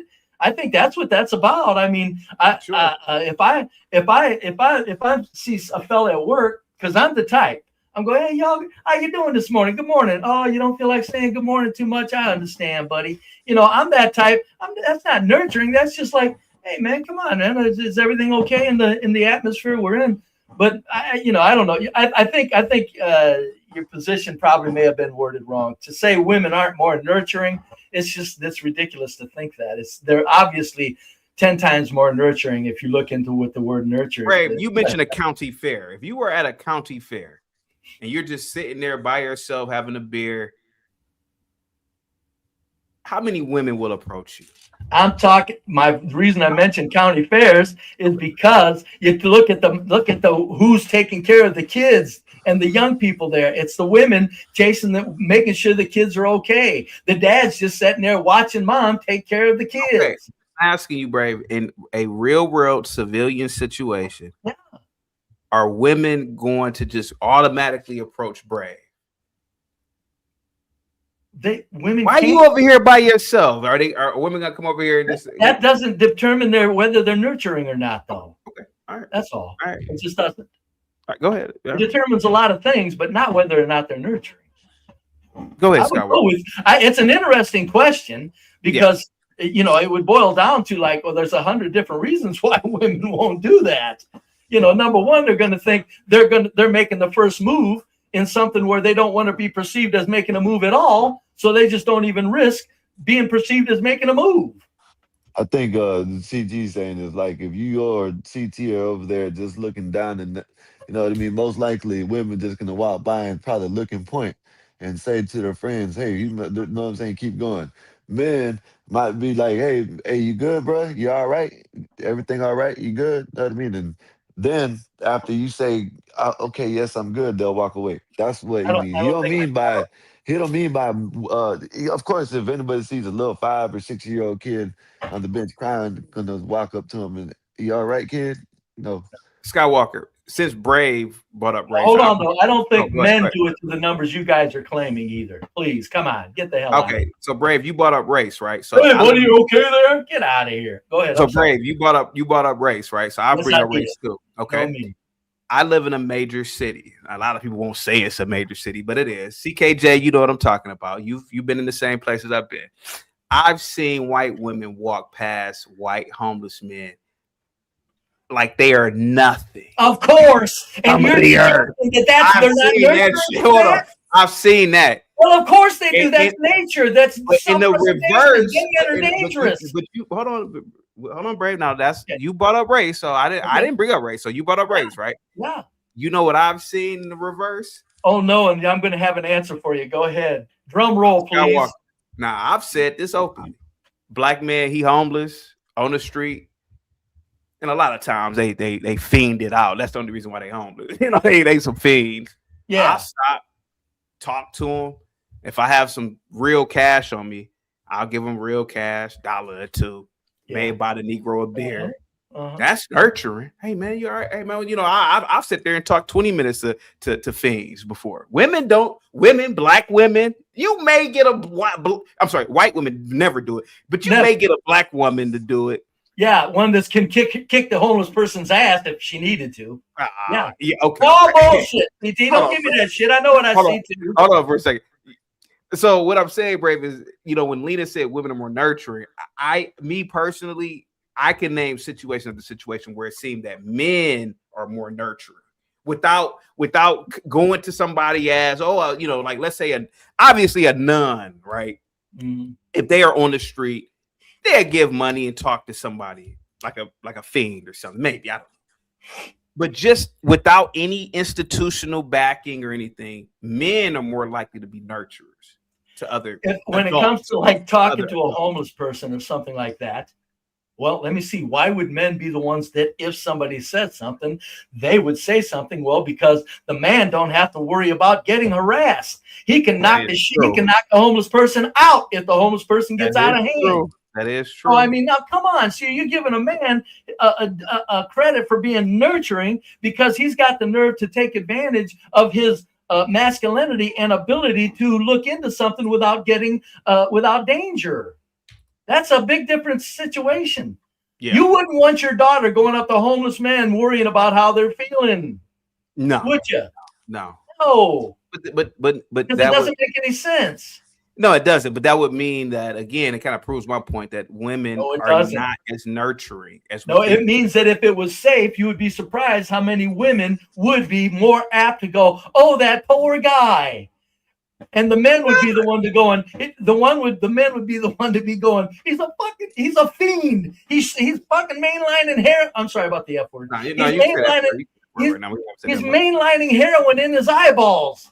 What do you think, Skywalker? Hopefully he kicks the bucket pretty soon. That's what men say. I would. What do you think, Skywalker? For the most part, when you see, like, even with these little videos that you see on YouTube, it's always the men going up to the homeless, helping out. You know what I mean? You know what I'm saying? You don't see women out there doing it. You know what I'm saying? Every once in a while you see it. So it's always the men out there, you know what I'm saying, helping the homeless out and doing things for the homeless and shit. It's not the women, so, you know. Moxie says, CT, are you turning into a do funny? What's with all the women bashing? I uplift men for 2 days. Now I'm accused of being a do funny. I can't win with you people, man. I just can't win. I don't kiss the ass of women for 2 days. Now Moxie believes I should move to the village in New York. CT, there's something about you. I'll stay on your stream. Yeah. Let me see. Black. Go ahead, Brave. Go ahead. I've seen more people call you more different kinds of names than any one man in my life. Yeah. Yeah. Go ahead, Brave. So Erika Kirk, DEI, you were bringing up race in it, but what were you saying? I cut you off. Go ahead. No, I brought up race because of the nurturing. Well, you can bring up race. First of all, she's a Christian, white, pretty woman. So she's the gatekeeper for that. She's advancing that because Republicans are losing ground. A lot more people, CT, are starting to look into. That's why they send out Candace Owens, Nick Fuentes, and Tucker Carlson's to head off the conspiracy talk, so that they can have a controlled opposition and they can have controlled talk about conspiracies. Erika is a herd. She's a herd. She's a leader of the herd. White Christian women, come follow us. Look at me, how beautiful I am, and I'm a white Christian woman. You think that don't play out with a lot of white conservative Christian women? It does. She's leading them. And then she's got, and then the Republican Party in general. She's giving legitimacy to the Republican Party in general. What better way to give legitimacy to the Republican Party than a white, pretty woman? Yeah. It's a white country. Republicans are the party of white. That's what I said with the election of Donald Trump. The country went whiteward. This is just a thing of going whiteward. And then Gimpy comes in with a lot of information of what he's been around and says it's a matter of the special people getting treated well because there is of the elite of the planet. They got to have their foot soldiers. Yeah. For the maintenance and to keep the buffer between the elite and the peasants. So they give, she's a buffer zone participant. Yeah. So, I mean, you know, at a DEI hire, of course, that's the case because I don't care, you know, like you were saying yesterday, CT, and I've always said it. I don't understand women in positions that they couldn't do if it came down to actually having to start at the ground level, meaning if you can't be a ground level police officer and go in a dark alley, why are you in the hell are you ending up a police captain? Yeah, and that's the same thing with the Air Force Academy. You can't be in a trench. You can't go warfare, hand-to-hand combat. What the hell are you doing in the Air Force Academy at all? Yeah. So, you know, DEI, I'll go with that. DEI female. The DEI white women to beginning. I'll guarantee you this much. What's that? Who do you think benefits from DEI as far as women? White women or black women?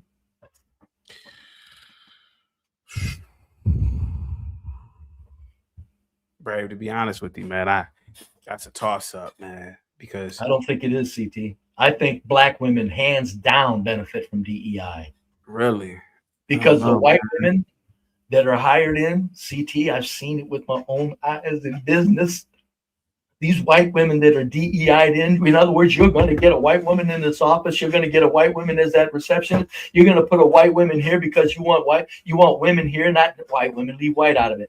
When them white women come in, them witches, a lot of them are just mean. I shouldn't call them witches, but they're players. They're playing society. They're very competent, extremely competent. And I'm telling you, there's a lot of black women that are not competent in large numbers with positions they didn't fucking earn, nor could they do according to merit. I'm telling you, white women that are hired into a lot of positions, they can do them goddamn positions. When they're hired in on a I just think most jobs are DEI for women anyway. So I'm trying to really answer your question. Oh, what was that? What was that? I just feel like most jobs are DEI for women. You know, like let's use something as simple as being a firefighter. Yeah. I think that a woman firefighter that's white or black, female, it's to me it's like they're both kind of like equally incompetent. I mean, because they automatically will be incompetent because of just what their gender. Yeah, to me, it's just I get, but you were using corporate America, right? Yeah, but I'm talking to what can women actually do? But I guess somebody would argue, okay, well, look at Ursula Burns, right? She was the CEO, very talented black woman. She was the CEO of Xerox, and I believe Xerox was in the green because of her. So somebody could ask, well, she wasn't incompetent because the company was in profit. So I mean, I don't know. I mean, if you use real metrics, I haven't, you know, I would assume I don't give country to a CEO even if it's a male, because there's too much of a system backing it to make sure it doesn't fail. There's too much of a system. When they want something to take off, the machine, the computer that, you know, prints out money, digitizes cash, if they need to infuse money into some large corporation to stop it from failing, it has nothing to do with the CEI's capabilities. It has to do with the powers that be, the people that are thinking, the think tanks, and the money handed to that huge international corporation that it ain't going to fail. They don't want it to fail. It has nothing to do with the CEO, whether it's a man or a woman. But they get fired if the company goes to the red. That's because we're led to worship the appearance. We worship the appearance rather than think of the reality of what's going on behind the scene. Okay, well, so you're saying that DEI, when you're saying white women take advantage of it and they are more competent. Okay, I'm saying when it comes to DEI, I'm saying the white women that I've seen that get hired, I'm telling you, them females perform. God damn it, they perform. They really do. I gotta hand it to them. Whether it's a manager, supervisor, office manager, office taken care of, they're not doing the heavy stuff. They're not, but whether a warehouse managing women, they're excellent at it. And I'm telling you, I've had bad experiences with both. So yeah. I just feel as though women really shouldn't be in a lot of roles. And I feel like a lot of agreeing with you. I'm just saying, if a woman can do the job, is my point. She can't be a policeman at the ground level. That's what pisses me off about a policewoman captain. But if at the ground level, a female can do warehouse picking. She can fill orders at the warehouse level, CT. Start in as a hire, she can fill orders. So if she ends up in management, that's not a bad thing. If she at the office, we know women typing 150 words a minute. Now that's for damn sure. I've seen women that be typing and talking to you. Yeah, they can multitask. I can tell you that. I don't know too many dudes who can multitask. I can't multitask. I'm a retard when it comes to multitask. She's typing and somebody comes and answers a question. Answering the phone. I'm like, what kind of? It's in the third file in the third. I will admit. ABC Incorporated. Yeah, I will admit that's a different type of brain that women have when they can multitask. Republican, what say you about Erika Kirk? Is she a DEI hire? Is she qualified for this board, this advisory board position for the Air Force Academy? And thank you so much for that PayPal. I'm able to pay the studio's rent and light because of you. Thank you so much. Go ahead, Republican. Go ahead. Good. Glad to see you. You can keep the lights on. The first thing I wanted to say was about the Erika Kirk. The whole DEI, I've seen the worst of DEI. What I think this is optics.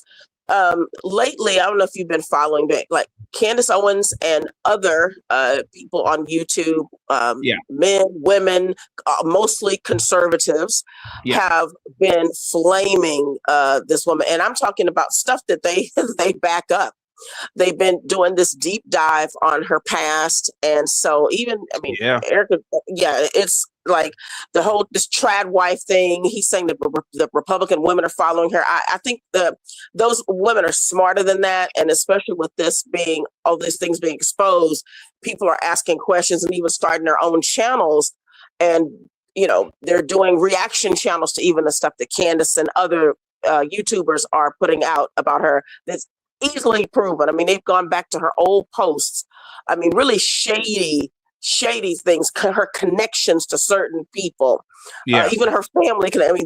This is a web, CT. But I think it's about optics. I'm looking at, remember Charlie Kirk said that Nicki Minaj was a bad influence for young Black girls, for Black, especially said Black girls.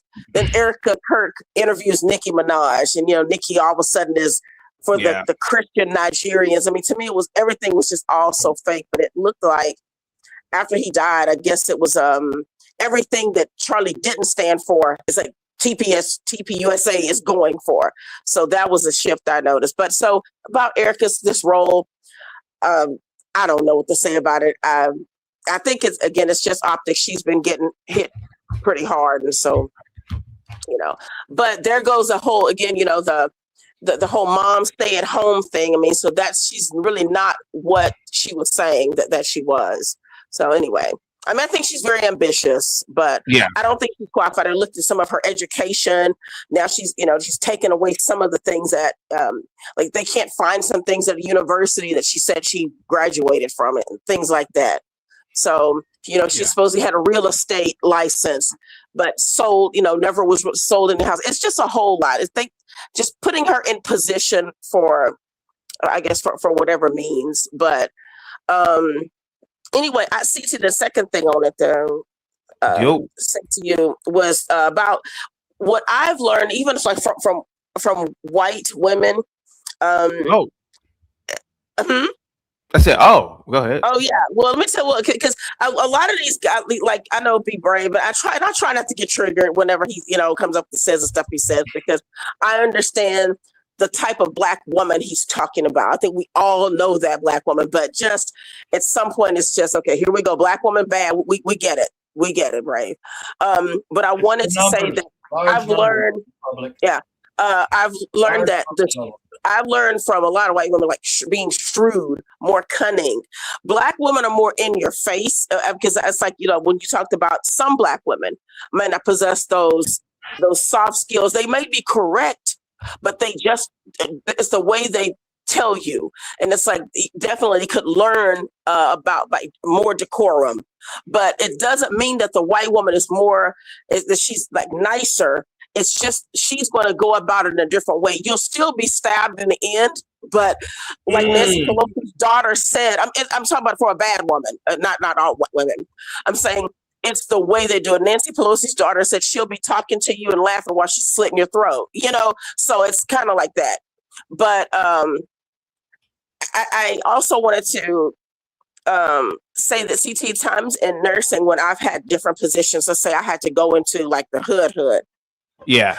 Even me, I stood out because I was speaking to people. I grew up that way. I grew up in a nurtured, environment with nurturing Black women, because again, and saying a lot of the men were around me were protective too. I mean, I think that's been lost in the Black community. But I will say this: people looked at me like, "Oh, she's not from around here." They were rolling their eyes.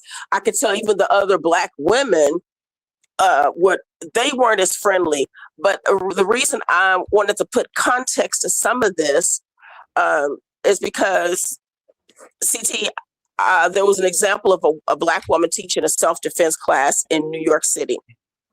I guess you could apply this to any major city. And she's a Black woman, so she was teaching self-defense to women, and she said she literally had to separate the Black women from the white women in the class.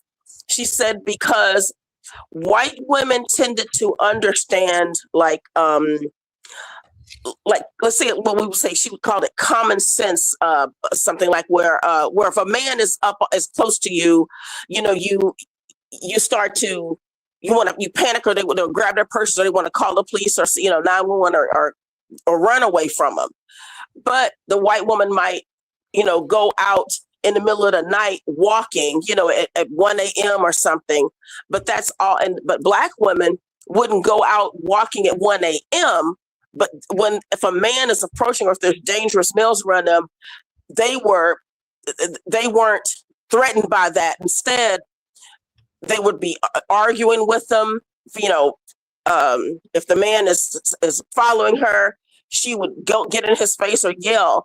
And it's just because of environment. She said she noticed that these were the responses because a lot of the Black women were used to Black men accosting them, in public, and no other men would do anything about it.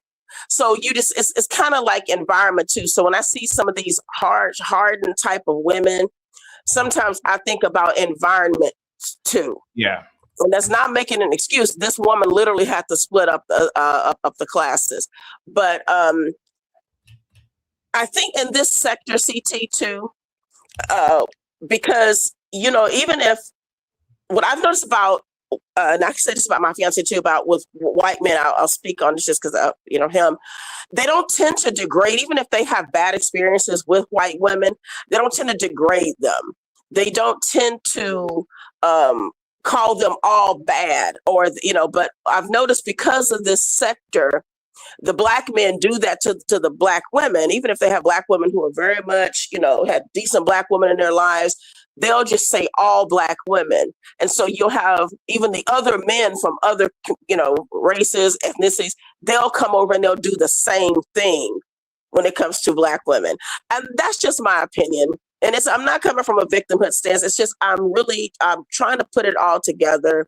And I don't care what we end up talking about. It's going to be something about, if we're not even talking about Black women, it's going to be a drag on Black women eventually. But that's just me, CP. And I may be wrong about it. I mean, like I said, I understand some of what he sees, some of the things, same thing we see when Black women are this behavior. But you know, it's like Black women really there's really, you don't get this that protection of I guess of individuality. We're kind of always considered it's the whole herd of them, but when it's other people, they'll never get the whole, as much as we've seen the Karens yelling and fighting people, slapping people, you know, we've seen all that, but we still don't consider that, and especially the liberal women, no one will say this is all white women. But if one or two Black women, which we know there are more, if they did it, it's kind of like Black women. That's what I've seen. I know that was wording. No, you're good. You're good. You're good. Right quick, I got a kick when you said that he separates the white students from the Black students when it comes to classes on self-protection. That's because if she would have let the white women in with the Black women, the white women would have known that they're helpless against Black women. So what the hell are they even worried about self-defense classes against men when they should just rely on a .38 revolver? In other words, there would be no competition between, okay, let's do this, you do that. The Black women are just going to stomp the shit out of the white women that were in that class. Be brave. The Black Which woman would alert the white women to this fact. I know this was not about Black women stomping out white women. She separated self-defense. They play out scenarios. Republican self-defense forces. This was talking about self-defense against, when it talks about like what if a man, they weren't. I mean, yes, this is what they were saying. So okay. So what she did was black women. I've already explained it. Black women were used to being then attacked and harassed by Black men in their community. The white women often felt they would know to call, like they seemed to know maybe more danger. But if Black women were always exposed to a lot of danger, they started to fight. They just became defensive. Yes, they were way more defensive. Human nature. Well, but she found that the white women didn't do that because of environment. No, yeah, right. You're correct. Human nature. The weaker you are, the more you're going to know you can't defend yourself. Those women in a class with Black women, it's going to stick out like a sore thumb. That's why that Black instructor was smart enough to separate them, because the white women would come to understand fast. They ain't shit when it comes to fighting. And I'm telling you, that's why she said that if you put all white women together, I listened to the woman who talked about the class, and you are wrong. You are wrong. If the white women, you put them all together in the same room, they don't stick out like a sore thumb as being weak little creatures. You put them in with Black women, all of a sudden, the weak little creature they are shows up like on a neon sign, because Black women can fight. CT, the woman expressed why she separated the class. These women wasn't because they weren't getting along, or she saw it was that the class wasn't moving. The class wasn't moving along because she felt that let me go ahead, because she saw the differences in what they responded to. So this wasn't about the white women knowing that the Black women could kick their butts. This was nothing like that. It would be just like if they were all in I didn't say that. Okay, it's like a beginner's class versus an advanced class or something. She understood that, okay, I'm going to have to do something different here. And it wasn't because the white women were threatened by the Black women, Brave. I didn't say that. I'm just saying the white women would stick out like the instructor is trying to sell. Maybe the Black women stuck out. So maybe that's why she had to change it. Republican, now let me talk. The instructor is not going to be truthful about this. The white women would understand quickly with those Black women how helpless they are. It just would occur to them. So she separates them and makes it look like she's trying to sell self-defense classes. She don't want white women to go, oh, hell with this, I'm just going to go buy a .38 revolver. Because that's what a white woman should do. You can't fight. You're 130 pounds. You're weak. You can't fight. You don't know how to fight. A revolver is the answer for you, dear. Where a Black woman can actually put up the dukes. So she had to separate them. I know what she told you. I'm saying she wasn't forthright with you, Republic. You know, she was forthright. The woman, so why wouldn't she be? For now, okay, that's right. She's black, so I know she wasn't forthright. She taught the class. She's taught the class for years. I just told you what happened, and that's all there was. So whether or not, and if the black women in there, I guess maybe they should buy guns too. You're saying that all black women can fight. I'm saying that when she did this class, this was the city also. Hold on, let me read this super chat real quick. Yeah. Lawrence with the $5 super chat. CT, I had a vision. I had a vision that our First Lady Republic Room got down on her knees and purposed. Come on, Lawrence. Even for you, that's pretty. Come on, man. Come on, Lawrence. Yeah, that was. Yeah. Dude, I mean, if that's not letting you know, Republic Room, that you're hitting it off with the crowd today, I don't know what else will. What do you mean? You're hitting it off with the crowd. What does that mean? I mean that you're doing well, like you're. Oh, okay. I never know where you're coming from with something. Sorry, so I'm sorry. I'm just so that's what you sometimes, but like I'm not out to get you. You line up 100 black women, line up 100 white women. Okay, bloop, random, doesn't matter. Okay, across from across, no matching up at all. Now it's going to be a friendly fight. Nobody's going to get hurt. They're just going to spar and fight to the one person obviously wins and then back off and they're going to stop. Now, 100 black women are going to fight 100. How many black victories do you think are going to be out there and how many white victories do you think are going to be out of that 100? CT, go. Black women, I said 100. Brave, you might get a 90% victory rate on the black. Yeah, I mean, it's just. I'm going 98. You might get 98. I'll give it. I'll help out 90%. To be honest, I'm going 98. But what if there's two of them white women that win their fight, it's because they're obese as hell. It's not because they know how to fight. But what are you getting at, Brave? Go ahead. I'm getting at what black women are some tough characters. They just know how to fight for whatever reason. I've got my suspicions. I'm not going to bring them up. But that's why that instructor separated those classes.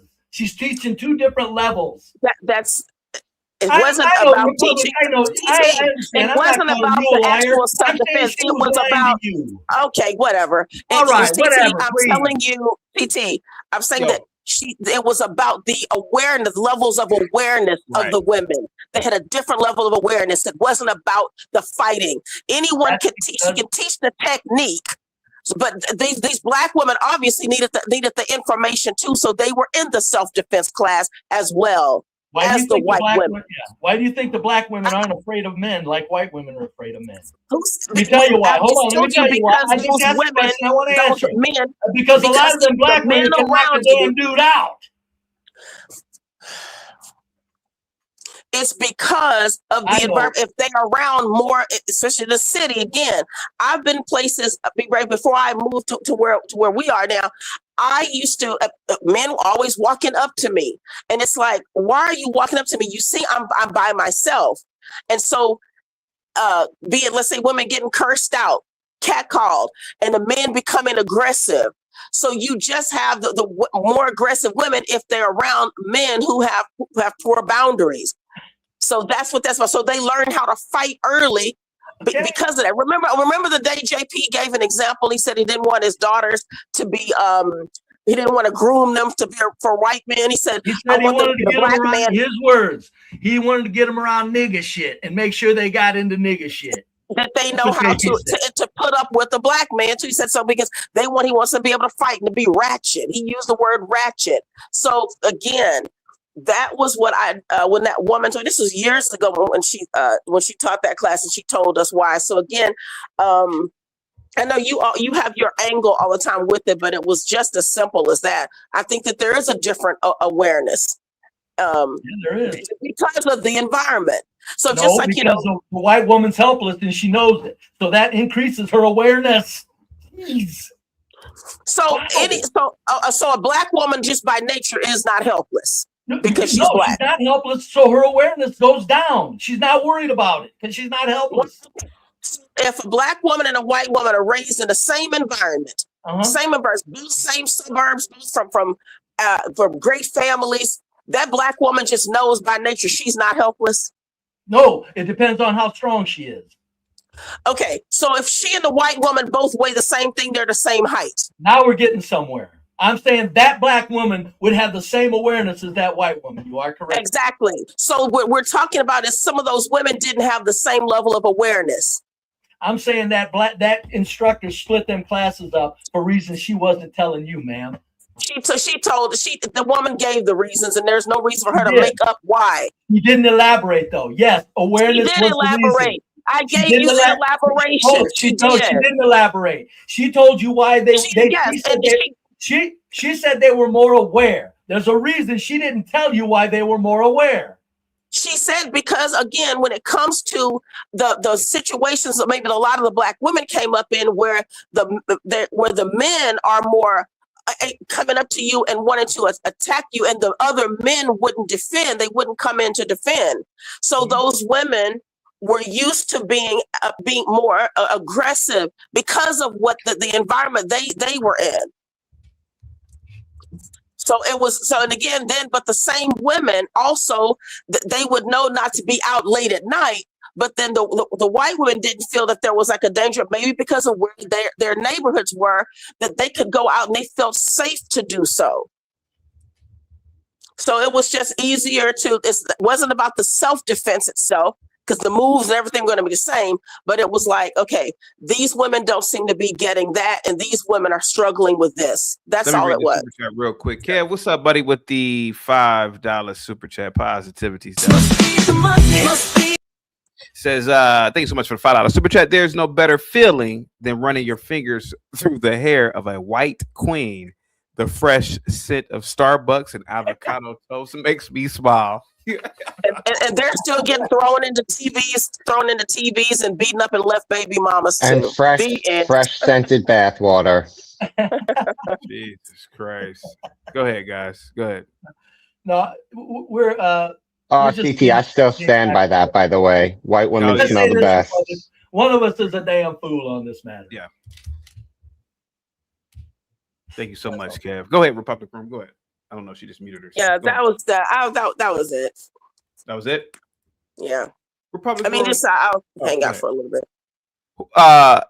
Back to Erika Kirk. Or back to women in general in terms of DEI. Go ahead. You want to expound upon? And I know, you work around three pretty professional black women, right?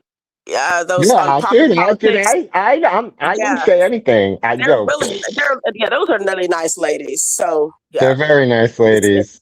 Right. TJ is an exceptionally smart woman. She is. She runs the whole company. Mm-hmm. So you don't hear me complaining. On their own.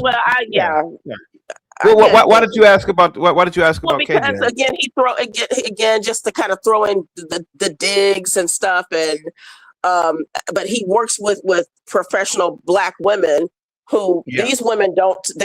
They're not anything of what the kind of women we're talking about usually. So, but again, that's all. I don't judge the whole by the exceptions. I think those women are exceptional. I don't judge the whole by the exception either. I judge the whole by the whole. I sure do. The exception don't mean a damn to me. That's silly to even try it. Yeah. Exception is just what the word implies, that it's an exception. And so who benefits the most, Republic Room, from DEI? Which class of women, race of women, ethnic group? What? Go ahead. I used to, because of what we continue to hear, what I think is DEI is basically the spinoff for basically the same thing as maybe affirmative action was, but I was always told that white women really did benefit the most, and that with numbers, especially the numbers. So if there's more of them got whatever these jobs were. But I guess because the black women are a smaller number, and if they benefited, I mean, then they did. It just seems so much because they're lower in numbers. Yeah. So but I think that white women have definitely benefited. Other groups too. I mean, it wasn't just. I think we kind of put it down to black and white all the time, but I think that other groups did too. other people who are special category people. You know, we saw a time where other, let's say, I saw a lot of like gays be in positions where you never saw them in, so they benefited too. Then they could be outwardly; they didn't have to worry about being themselves, so to speak. People used to remember they used to hide it, so I think everybody did. Well, DEI implies that you got hired and you weren't qualified. That's what people think of in DEI. You were hired, yet you really weren't qualified. And I'm saying, excuse me, Black women have sailed past all other groups and benefiting on that range. CT, remember there was I think a lot of these positions, even remember I think this was in California, the fire chief. Remember the woman, and she, and then then we saw some of the Secret Service. I mean, these were white women too, and they people felt like they weren't qualified, especially when it came down to the questioning. I understand that when it's very easy, I think it's I don't know what it is, CT. Maybe it's because when I've seen Black women maybe fail in a position, I don't know, maybe it's getting more coverage, I think sometimes, but we just, I'm not sure if they've benefited more. I just don't know. Yeah. Service calls, phone companies, service calls, tech company. Is that DEI though? I mean, then any person could apply for that. They're just bad at it. You're right. What I'm saying is, when I seen Black women Black women were not in those areas at all. Even 10 years ago, they were not. When they came into being, when Black women came into being in those positions, the Black women were by far the worst ones at it. And customer service jobs, you're saying? Yep. You can say, "Oh, he's a racist." Hey, you dream on, man. I don't call you racist. I think we use that word so much that when Black people really face racism, it's going to be a terrible day. But to me, I just simply think I think you're disingenuous sometimes with some things you say, and I think that you're just set in your ways and you want to believe it this way. But I think you have a particular disdain, I would say, especially for Black women, and that's okay. But I've just noticed that, because it's like whenever I was like, here he comes. I know, I don't care what it is. It's like if we're talking about bacon pie, somehow it's going to come down to Black women, or Black women are hateful, they're masculine, they're this, they're not nurturing. Don't I cut up on Black men quite a bit, buddy? Yeah, right. No, I mean, I've never seen an era where men do. No, I cut up on Black. I got a disdain for Black culture. Republic.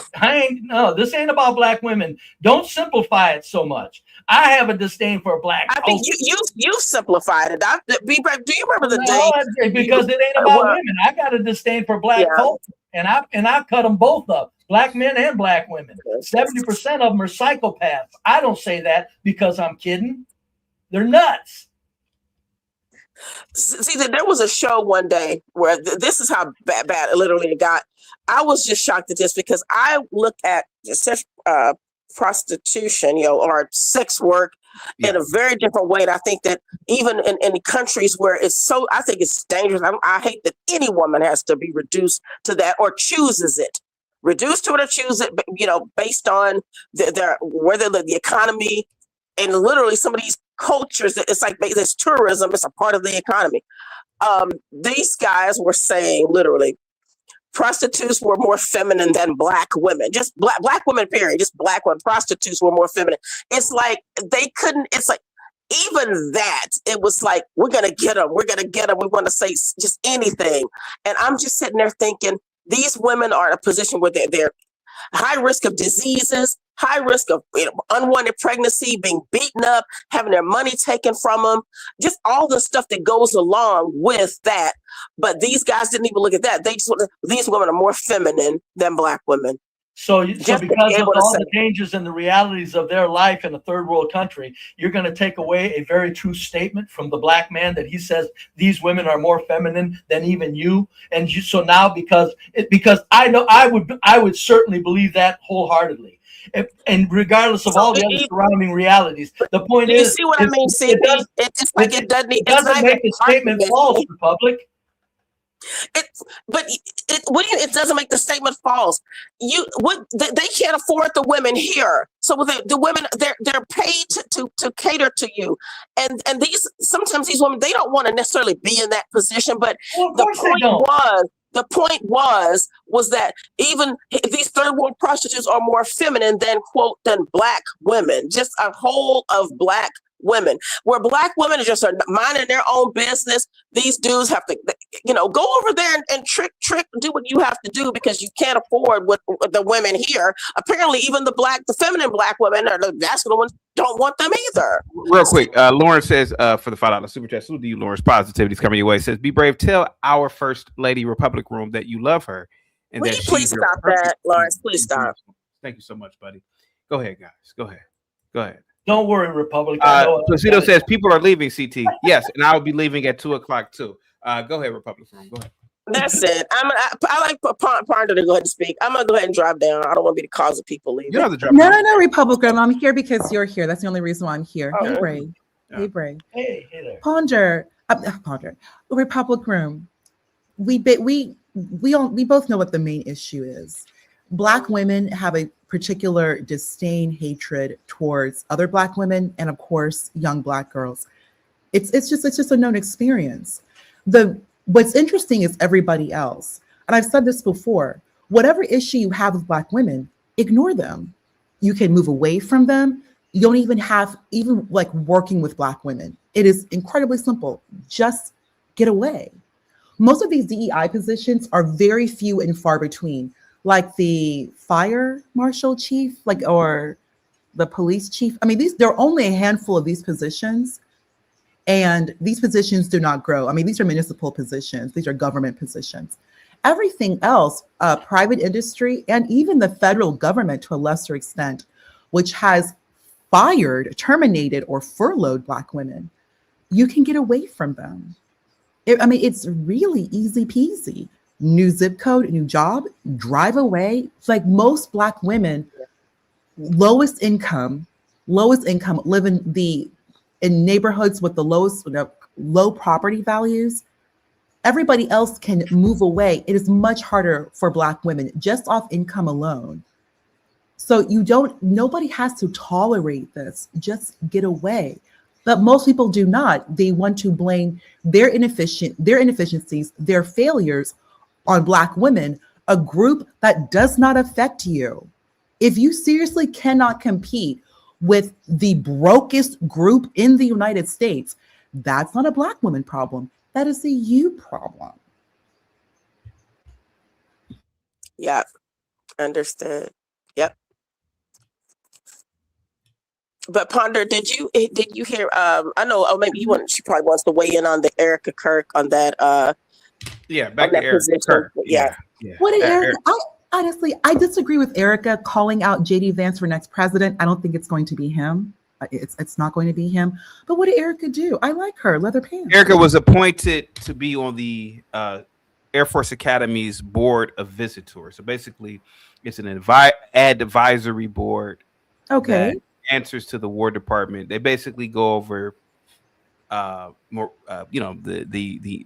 particular institution's morale, physical equipment, staff. It pretty much is sort of like an oversight for the academy, just overall. Okay, so little nepotism is playing. Her husband was unalive. And her husband was on the board as well, yeah. Then she's taking her husband's spot. Good for her. Okay, yeah. It's advisory. I just said it was a DEI. Who cares? A little bit of chit chat. So she picked up her husband's seat. We've seen that in Congress. Yeah. See, all the time. Like, this is why is it when she says it, you listen, dude. See, I'm slighted. No, I don't know if I can be your friend anymore, buddy. I don't know, man. I agree. I agree. Always need software to fucking reassure you, bud. Go ahead, guys. I'm fully updated. It's not a tactical, it does not appear to be a tactical position. It does not appear to be a strategic position. It's just advisory. And even Charlie Kirk, advisory, I don't think he even went to college. He didn't get in. So of course he would be doing advisory. It's just it's nepotism, which is not going anywhere. It's nepotism. Well, do we have an issue with nepotism now? People don't like it from an not at all. environment like DEI. But nepotism is as old as civilization itself. People are going to put. I think it's closer to cronyism. In other words, nepotism implies family. Yeah. This is cronyism. Gimpy explained it earlier very well. It's just people filling positions to put a buffer around the elite. Yeah. It's not that complicated. They got to have people that understand, don't rock the boat. We run the planet. We need you to let the peasants think that they're having some input. Yeah. Well, there you go, Bray. There it is right there. Yeah. I mean, that's it right there. Cronyism. Yeah. That's all. CT, do you have a little bit of pushback over that? No, not at all. No, everybody's entitled to their opinion. I just believe that women shouldn't be in certain roles, period. Black women, white women, whatever women. I just think that it's to me, it's just like you're taking a position away from a man. CT. Yeah. Let's see. I'm just gonna be honest about it. You have women who are educated. I don't want to go too deep. That was an interesting show you had yesterday. But the woman's arena is the kitchen. It's a nursery. Yeah, I bet you. I know you really wish that it's not happening. CT, I already know it's not happening, but I'm just gonna be honest. I said it earlier. I said I think a woman in a firefighter uniform is just a okay. That's firefighter. That's different because that's physical, and there's also measurements. Like you have to meet a standard. Right. I said that earlier. Physical, like because that's also a team. That's a team job, like the military. Yeah. When you're ground forces, that's a team job. So I completely understand that. I don't even like the idea of do funnies in the military, firefighters. You basically are like the property of the government. You need to have cohesion with the team. But these are desk jobs, CT. One thing about women, we type. We can multitask, multitask, solving, type. We can do that in air conditioning and cute outfits. We do that. No, we're not running in no burning building. Why are you giggling? What's that giggle for? Why are you giggling, CT? I'm giggling because me and Brave talked about that earlier, and it's the truth. Yeah, I agree. Air conditioning. Yeah, we like HVAC. Yeah, we do HVAC. Yeah. Jobs with HVAC, we're there. Jobs with fire and baking soda or whatever vinegar. I don't know what that stuff they put on that fires. I don't know. I don't even know these things. I don't do that. You got it right. Baking soda. Yeah. It puts out the fire. Do you remember? Yeah, sodium bicarb or bicarbonate? Sodium bicarbonate. I think I went from Bill Nye the Science Guy. Like hell, I know. We don't. But do y'all remember some years ago? Then at the same time, CT, and I know you remember this era when then the men here were saying, not here, but I'm talking in this sphere, were saying, we do the hard jobs. We're the ones on the roofs. We're the one who go out to war and we die. We get our arms blown off and legs blown off.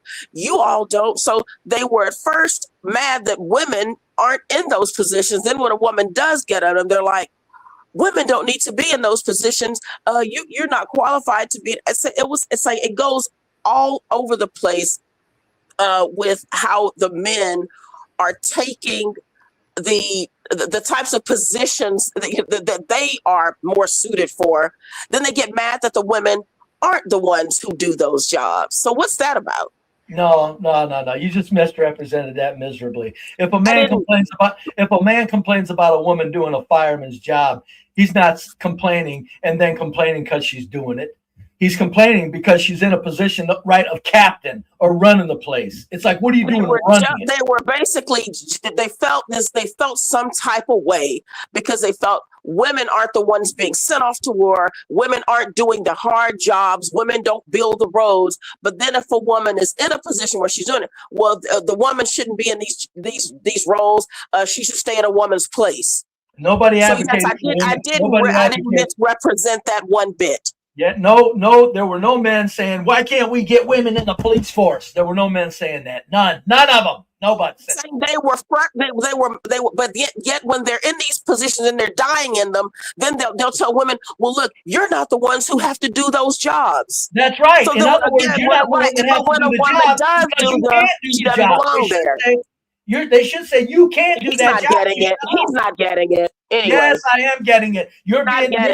You're not getting it. Nah, baloney if I ain't getting it. You're saying you're sitting there acting like men that complain about women doing in a place where they don't belong also complain if they're not in that place. And that's crazy. No, there's no men that want women firefighters. There's no men that want women police chiefs. There's no men that want women so stop complaining that the women don't do the quote hard jobs. Nobody's complaining. They're just telling women shut up. They're telling women if you can't do this, you don't get to comment very much on this. That's the difference. Also, CT, when it comes to loss of life, a lot of these jobs, because even with like construction, there's workman's comp. Like you have a man who's raising a family, he loses an index finger or a thumb. He's like, I mean, that's like the worst thing for a guy. Yeah. A man that an inability to use his hands. He may lose an eye, but to lose like dexterity, that's a big problem. And some of my neighbors actually mentioned some personal stories. So now with the current society that we're living in, these safety measures that we did not have prior, where men were in jobs. I mean, like even like building these skyscrapers, early 20th century, we don't hear that many stories of men falling, losing their lives, losing a limb. Better workplace and just better protections overall. So men are not even placed in that position. I mean, even now, like technology, AI, robots. And I mentioned this before, you had a guy on your live who kind of brought that up, that a lot of these on the ground forces, it's not even going to be men, like boots on the ground. It's going to be more robots. He actually brought this up because that's the work that he does. So as we move away from manual labor, even jobs like, I mean, CT, you remember tollway, like people actually giving money and getting money back. We don't even have that anymore. Everything is mechanized. So much for public room. So a lot of these jobs are knowledge-based, CT, where gender specifically, it's not like before. It's not physical manual labor. You do have to bring in a level of intelligence and ability, and both men and women can do that. Yeah. However, I do want to bring up, it's happening now in the construction industry. You'd be surprised, CT, women are getting more involved, like women actually doing physical labor construction. Like they are whole, like companies, corporations, they're having seminars, groups, like they are advertising like women in hard hats. Yeah. It's definitely happening as things are ramping up. You know, there's a lot of building that needs to be done. If there's not enough men or men who can work legally, they're going to go towards women. We have a depopulation. Yeah, Brave, we're going to have a depopulation crisis in about we already have. Just listening to that. This isn't good at all. I've been sitting back eating the popcorn laughing at it. That's all you can do. Yeah. Women are losing their minds. And to think that women can do construction is ridiculous. Now, questions. I'm going to send you the link, CT. Say they're putting women in construction zone and in those jobs. Would you be okay that since the woman can't do any the lifting and the moving that the men can do, that in their such support roles that they get less pay because they're only in a support role, such as maybe transferring of materials and making sure materials get to site on time and things like that? Would you be upset if they got less pay for that? Oh, absolutely not. Administrative pay, administrative operations, all that is necessary. Administrative operations, logistics, all of this is incredibly important and has to be scaled and automated. Women can do that. Like these types, there are certain jobs, like you cannot go to a construction site. Also, Brave, licensing, licensing, getting permits, women do that. You cannot even touch a job with all of this regulation without certain red tape cleared. You know that, Brave. A lot of that work is done by women. It's done by women. American Millennial says you are part of the problem, CT. You refuse to have kids. My people are doing great at having kids. I don't know what you're talking about. American Millennial, I'm assuming you're black. I'm not a part of any problem. I'm not a part of any problem. Black men. Go to. Brave, think about something. Globally, hold on. Globally, American Millennial, I'm not a part of any problem. Black men have kids. So, hey, it is what it is, pal. Go ahead. No, questions to ponder, though. Wait a minute. You're way overstating women's presence in construction. Yeah. way overstating it. Come on now. No, they're not capable of doing any real construction. But Brave, there's more to construction than just like the. I know. I said they're not capable of doing real construction. But as then we do the other work. Right. I know. I said that. That's not real construction. They're not lifting, moving, dragging, wheelbarrowing, and things like that. They're not on construction sites. Oh, absolutely not. No. Like, and then you have to like wear shoes. They can't have a nail. Oh no, Brave, you know we're not doing that. We do the typing. We make sure that you are clear to work. Permits have to be completed. Someone has to talk to the government. But you kind of make it sound like women are at the construction sites and hard hats and they're contributing. Oh, that actually is happening too. That's happening too. It's not happening in any measure. And it won't. No, I'm just saying, I saw a billboard, Brave, and they have it doesn't matter. I'm sure the billboard puts it up because that's what it's propaganda. And they're not in great numbers, so Brave. Not in great numbers. Look, women, here's a hard hat, get in construction. When in reality, it's a joke. The woman can't go to a construction site and contribute. I saw a lady working a roof. If it's unnatural and she's unnaturally strong, I get it. Again, the exception doesn't prove anything. We're talking about in general, women are not on construction. Of course not. Brave, of course not. In general, across the board. I'm just saying that there is I'm just noticing one particular area where I was driving. Not only am I seeing billboards of encouraging women, I really mean it, Brave. I don't doubt it. And I did see this one chick.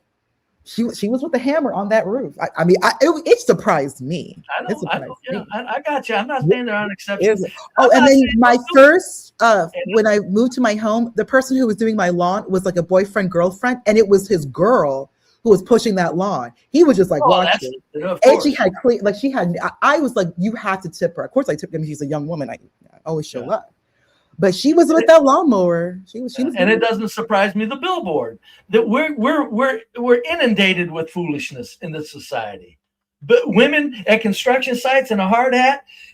See what they should do on that billboard. They should put a woman at a construction site in a hard hat in very nice clothes with a clipboard and looking nice and feminine to prove, she's just doing paperwork. Would they have the woman on the billboard running a skill saw down a plank of plywood, cutting it in half or something? Probably. It's ridiculous. Or like women welding, like in that movie Flashdance. She was a welder. Yeah. But I had a niece that was a welder, and she ruined her little petite arms. Her arm ruined it.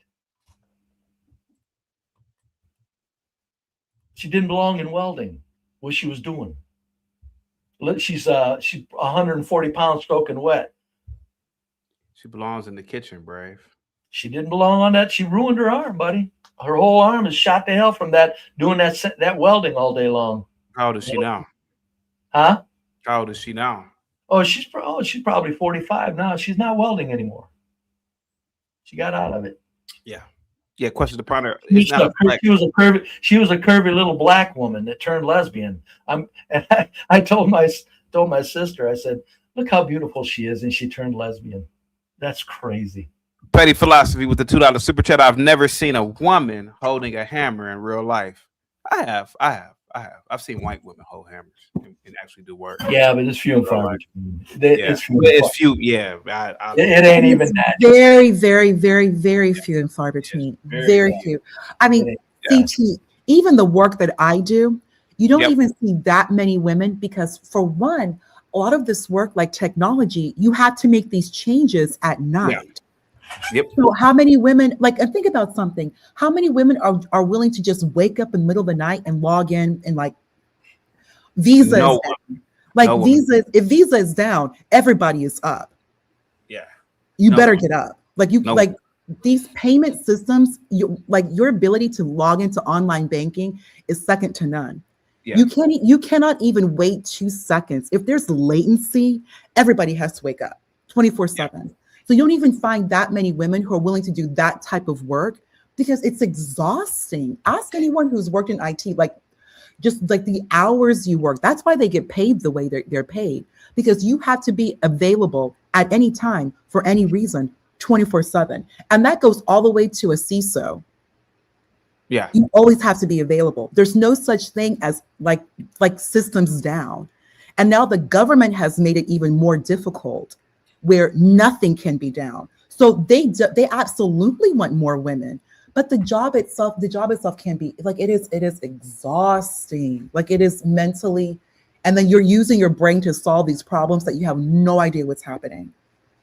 And so I'm not disagreeing with you all, but it's just like all hands on deck right now, chaotic and brave. They need people. If an American is not going to do it, then they're going to have to go offshore. But at the same time, there's certain like government requirements, privacy requirements that you have to have a U.S. citizen. So if we don't have enough men, they're going to start trying to bring in more women. Oh, they have to, especially like I said. I have CT says they belong in the kitchen. I'm not in that frame of mind. What I am in a frame of mind is they belong in what they can do, and if they can't do it, then they don't need to advance and skip over the fundamentals. You don't get to skip over and go to a police chief when you can't walk down a dark alley as a woman, is all I'm saying. Now, can you be an office manager? Hell yeah. Why? Because you can hire in and do office work. So you can be an office manager. You know, I'm not against that. I'm not against it. And women are needed, especially, you know, as nurses and things like that. So, you know, I'm not, you know, there's nothing against that. But what has happened in this society is by design, is this nonsense that women can, you heard our buddy Will yesterday. It was sad. It was just sad. I don't understand how any men can think the way he's thinking when women are just so basically physically helpless in so many ways. Just physically, they can't. What else was sad about what he said yesterday, Brave? Oh God, it was so much. It was just like generalizing, like a lot of women can do what he was saying, as opposed to he just needed to stick to phenomenal exceptions, which wouldn't have proven his point at all. That's why he couldn't stick to phenomenal exceptions of the rule. Yeah. It's like he was just way too general. It's like, what are you talking about? Yeah, man alive. Nowhere should these women be doing a lot of these jobs. They don't belong in them. I don't care that they're in them. Yeah. I think that they're in them is social engineered decay. I do. It's like, why wouldn't they, what would be so horrible about telling women, imagine if in a real world, and the elites set this out, the elites who determine where our culture goes. And the elites put out this real world, and they were being real. And the elites said, and some women said, why aren't there any policemen? Why aren't there any fire chiefs or police chiefs? And the elite put out information, not just the people, the men that complain in the manosphere bullshit, but the elites set it forth and engineered our society to understand something. If you can't do the ground level, you have no right to expect to manage the people that can do that are at the ground level. You have no right. If you can't perform a certain level of this, who in the hell thinks you're supposed to go to management in that field? That they do is engineered decay. Skywalker throws everything off. Says Skywalker with a $2 super chat. CT, they don't want to protect women. You have it. Go ahead, Brave. That could be. They could be talking us out of the beauty of the women, the female spirit, as I said yesterday. They could be doing away with the beauty of the female spirit. Listen to Questions to Ponder. She reeks of sweet little Rebecca of Sunnybrook Farm. They want that shit done away with, probably. I love those books, Brave. Those are great books. I love those books. Skywalker could be right. There's a certain diminishing of that because our society is being turned upside down. Yeah, it is. I don't know where they're taking us. I always say there ain't no goddamn way anybody's stopping it, though. There's no way anybody's stopping it. No, there's not. Well, how come this doesn't affect China? Because China has no chill, CT. They have the elites don't control China. Because how can you do we even know how many Chinese people are even existing? They don't even give us real numbers. How many Chinese do you believe exist? How many? I think it's probably 2 billion. They say like 1.4. I think there's 2 billion. No, there's people questions upon her saying it's way less. Yeah, No, I I think there's I more. saw a podcast about it. Way less. And Okay, they're so making good cases for it. There's people doing studies on supply chain flow through, consumption, use of products, and everything, saying, there ain't no 1.5 billion Chinese. And another reason, the Chinese that are, even though they're puppets also, they're ruling. The elite will take a culture like China and be honest and say to a woman that thinks she's going to do construction work or rule over men, they're honest and saying, Chinese have no problem saying, get back in the kitchen. Well, they want them back in the kitchen, Brave. The point is they have no problem saying it because they don't have to. They're not out to engineer their society downward. Their society is already subdued. Yeah, it is. The American society is what they're taking down. To do that, they have to pit everything against everything. China's already subdued. They're done. They don't have to play games. Oh, women in construction hats. Hell no. They say, shut up. CT, can I read that out loud? Can you bring that back up? Yeah, sure. Can I read that out loud? Yeah. No, the other one, because that's very true. This actually, it touches on, because China is like one of the oldest countries, CT. That Qin China, I think it was like 3,000 years ago, the Qin dynasty, where we have the modern name China. Their culture is so old. And he kind of touches on that, Placido. China is monolithic and has deep-rooted values they never deviate from. That's cold, hard facts, CT. That is, yes. Like that's they why basically, I call it subdued. Right. Because that's their culture. Right, and but like, it's still subdued. That's why I'm saying when 5,000 years old. People say, I want to move to China. I'm going, you want to move to a place with a subdued human intellect, human spirit is subdued? Do you really want to move there? It really is. And it's like, there's nothing there. You cannot even slightly deviate from them, because you will be like, I don't want to say physically attacked, but like attacked. It really is that, as Brave is saying, subdued conformist culture, CT. And also CT, you do know, I don't know the exact numbers. Brave, do you remember? I know, well, of course you remember, Brave, with like the one child they implemented in 1980. So there's probably how many like Chinese millennial children who were never born or aborted. Oh God, Brave. I remember a National Geographic. It was in my parents' house. I remember seeing this. It was like about in the early 2000s. It was National Geographic 1991. They were discussing like how the Chinese would leave like baby girls in like a wintry forest and just leave her there to just. Heard about that kind of stuff. Yeah. And then you had National Geographic just taking the pictures. And like, why aren't you doing something? Or we don't want to displace the art or whatever, or the subject. But they would just leave their infants like to like the element. That couldn't have been propaganda. Two questions to ponder to keep the U.S.-China hate alive. But Brave, like they had strict policies. I know you remember. I know you remember. No, I do remember the policy. I'm just saying the stuff about a baby dying in the forest. That could be propaganda. But abandoning their children, though, and they already have. Isn't like my point? But I'm saying it could be more propaganda than what we're thinking to keep China hating, or the U.S. people looking down their nose at China people, at the people in China. I'm telling you, these bastards at the top are beyond nothing. Do you really think a lot of Chinese people were just destroying their babies after they were born? They probably aborted a hell of a lot of them. But I mean, come on, they're just taking babies and throwing them off in the wilderness. Come on. I know it sounds rough, but Brave, well, that's why I'm saying I'm going to go practice infanticide. Okay, I'll go this. If the information we've always gotten historically was really accurate, then I would say, damn, that's a shame. But since we all know that the information we get is bullshit, top to bottom, why would you trust that silliness to eat too? Because when we're looking at history, like Mao China, wasn't it like 70 million people were unalived or starved? Like it was worse. Worse than sure. I don't believe none of history questions. Like questions. I'm telling you, the human spirit has to be subdued. The human spirit is something that they have to make damn sure stays subdued, because they have to have the evil reign supreme on this planet. because people in general, peasants in general, are just people that are in general, very peace-loving people. They got to deal with that. That's what they're up against. That's what the evil are up against. Not necessarily the peasants are good versus evil. It's just that the rulers know that what they're up against is peasants in general are people that just want to get along. What?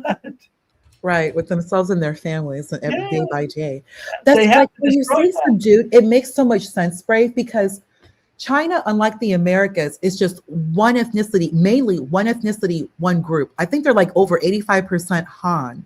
Real quick, No, not DM Bill, Hanar. I did No. see that.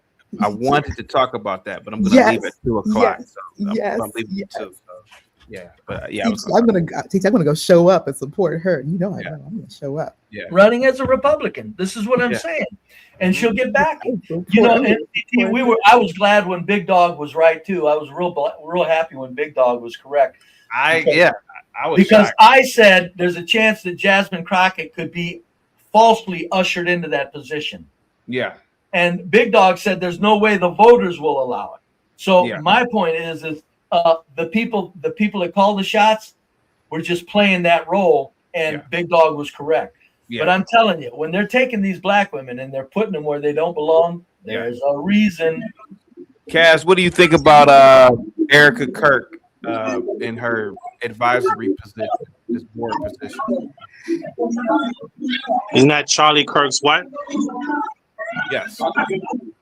Yeah, I mean, I believe she set up her husband, so I mean, I don't really know anything else but that. You don't know anything about Trump appointing her to this advisory board position? Since when? Yesterday. It's all in the news. You didn't? Okay. Wait a minute. Wait a minute. You can set up her husband there, Kaz. I'm sorry, CT. No, you good. Yeah, I believe that she set up her husband. You know. Really? Well, you finish the statement then. Say that again. Finish the statement. Set up her husband for what? Oh, because she wanted to take his position. You know? So okay, then let me finish it for you. You're saying she set up her husband to be assassinated? Yeah. It wasn't Erika. If somebody did it, it wasn't Erika, Kaz. It was way higher up than that. She may have been in on it, but she didn't set that up. Yeah. She didn't set that up. If he was and you know, there's people making a good case, and still it hasn't been disproven. Please, Eric, Charlie Kirk might be off in the French Riviera living his best life. That's true. I thought you said you didn't want people under the influence. No drinking. It doesn't matter. At this point, question to ponder, it doesn't even matter anymore. What doesn't matter, CT? I missed that. No, I was talking to nothing. Go ahead, Kaz. Go ahead, buddy. You think the yarmulkes was behind his death? Oh, I don't blame. The yarmulkes are administrators, so I don't worry about blaming them for anything. I know there's a group of people on the planet. Period. Vatican, yarmulke, Pentagon, London, financiers. There's a group of people on the planet. Period. I wouldn't waste too much breath trying to say that's the lone group. They are magnificent administrators of carrying out what the elites want, whoever the elites are, even if it's themselves. Kaz, I gotta drop you, Kaz. There's too much noise in the back, buddy. Go ahead, Brave. Go ahead. Yeah. Go ahead. But no, it's there's so much going on right now. I look at it like, you really have to step back and go, this is amazing. I don't think people understand what we're a part of right now. The engineering and the manipulation of the global mind that's taking place, and the one world government that isn't obvious but exists that people don't think about. They think China is against USA and that Russia is against Ukraine, and they think Ukraine was against Russia, and Russia is going to be against the USA, and there's going to be Brazil and India and China is going to gather up against the USA. It's like, yeah, they're throwing so much at us. I think it's called overload induction hypnosis. I've heard of that. Yeah, go ahead. It's just they're throwing so much at us that people are. It's easier to stick to your own delusions than to just stand back and go, "Whoa." Yeah. If you look at the big picture, it's like stay off of that. Stay off of the train stay off the tracks of the bullet train. Don't get in the way. Watch it go by and be amazed. Don't say. Ain't no reason in trying to stop it. Ain't no reason in fretting over it. There's no reason to even lose sleep. Look how well we live while all this shit's going on, CT. Even, yeah, I agree, Brave. Even that, yeah. Look at this. Yeah. Look, you go to the supermarket, you go in there shopping, and it's all there, and it's always there. And you go over here and you pay your taxes, and you got your home, and your heating's on, and your infrastructure's up and running. Even if the price of the barrel of gas, $200 a barrel of gas. I don't have anything to worry about. I don't much either. And there's always been times when things were less affordable, but we still live like gods.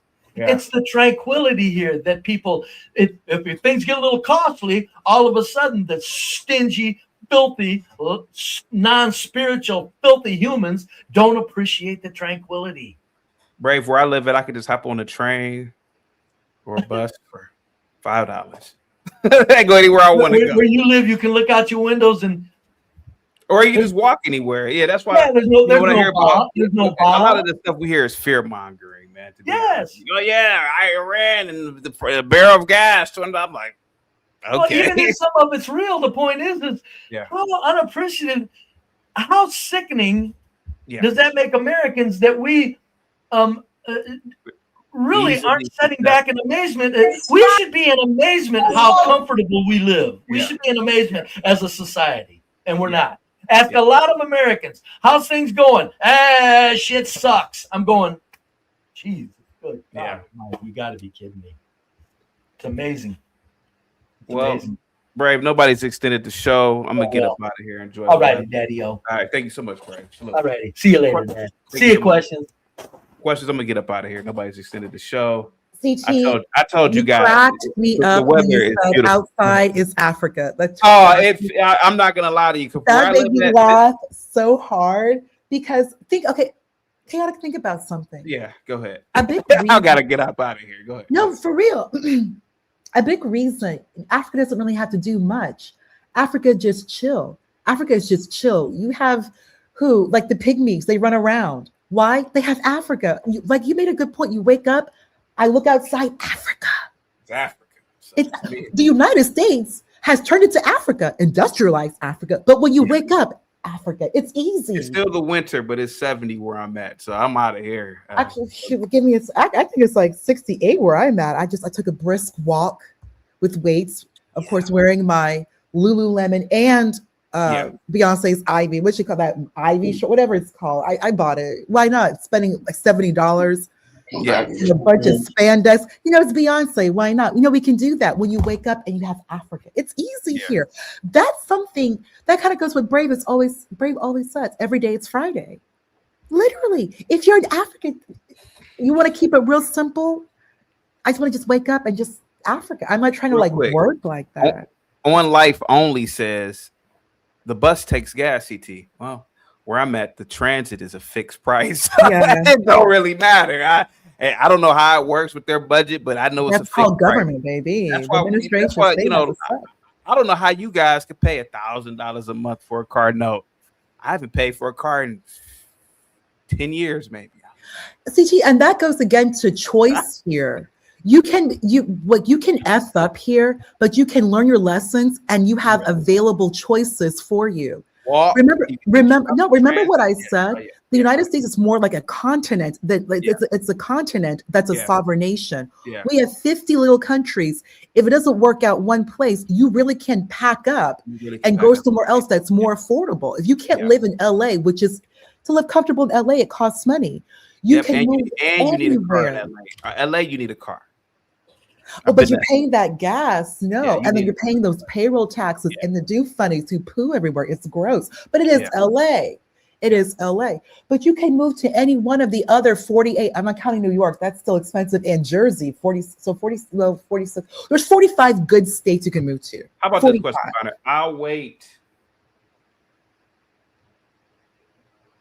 10 more minutes.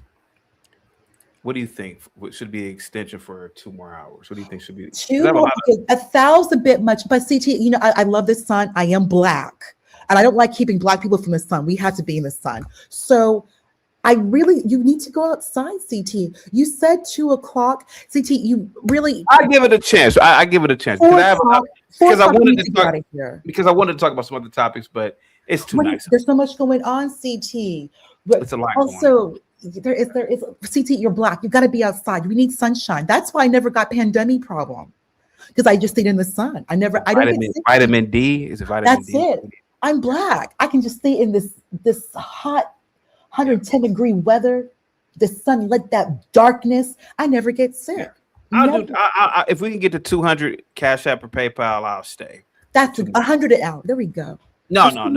It has to be 200 at least. 200 to 4. 200 to 4. Because you're black. You need to get out in this sun. You need we need sun. You and I help JP and the girls. Who else? Even this nutcase, even the Tartarian, he needs sun too. He needs to button his shirt and stop exposing that chest with that gingerbread here. Yeah. But we need sun, CT. I can't deprive a black person from sun. It's Africa outside. I'm gonna start saying that. It really is. Yeah. It's Africa. Somebody's asked me, does my wife have a car? Yeah, she has a car. Well, she has 2, but they're all paid for. But I don't.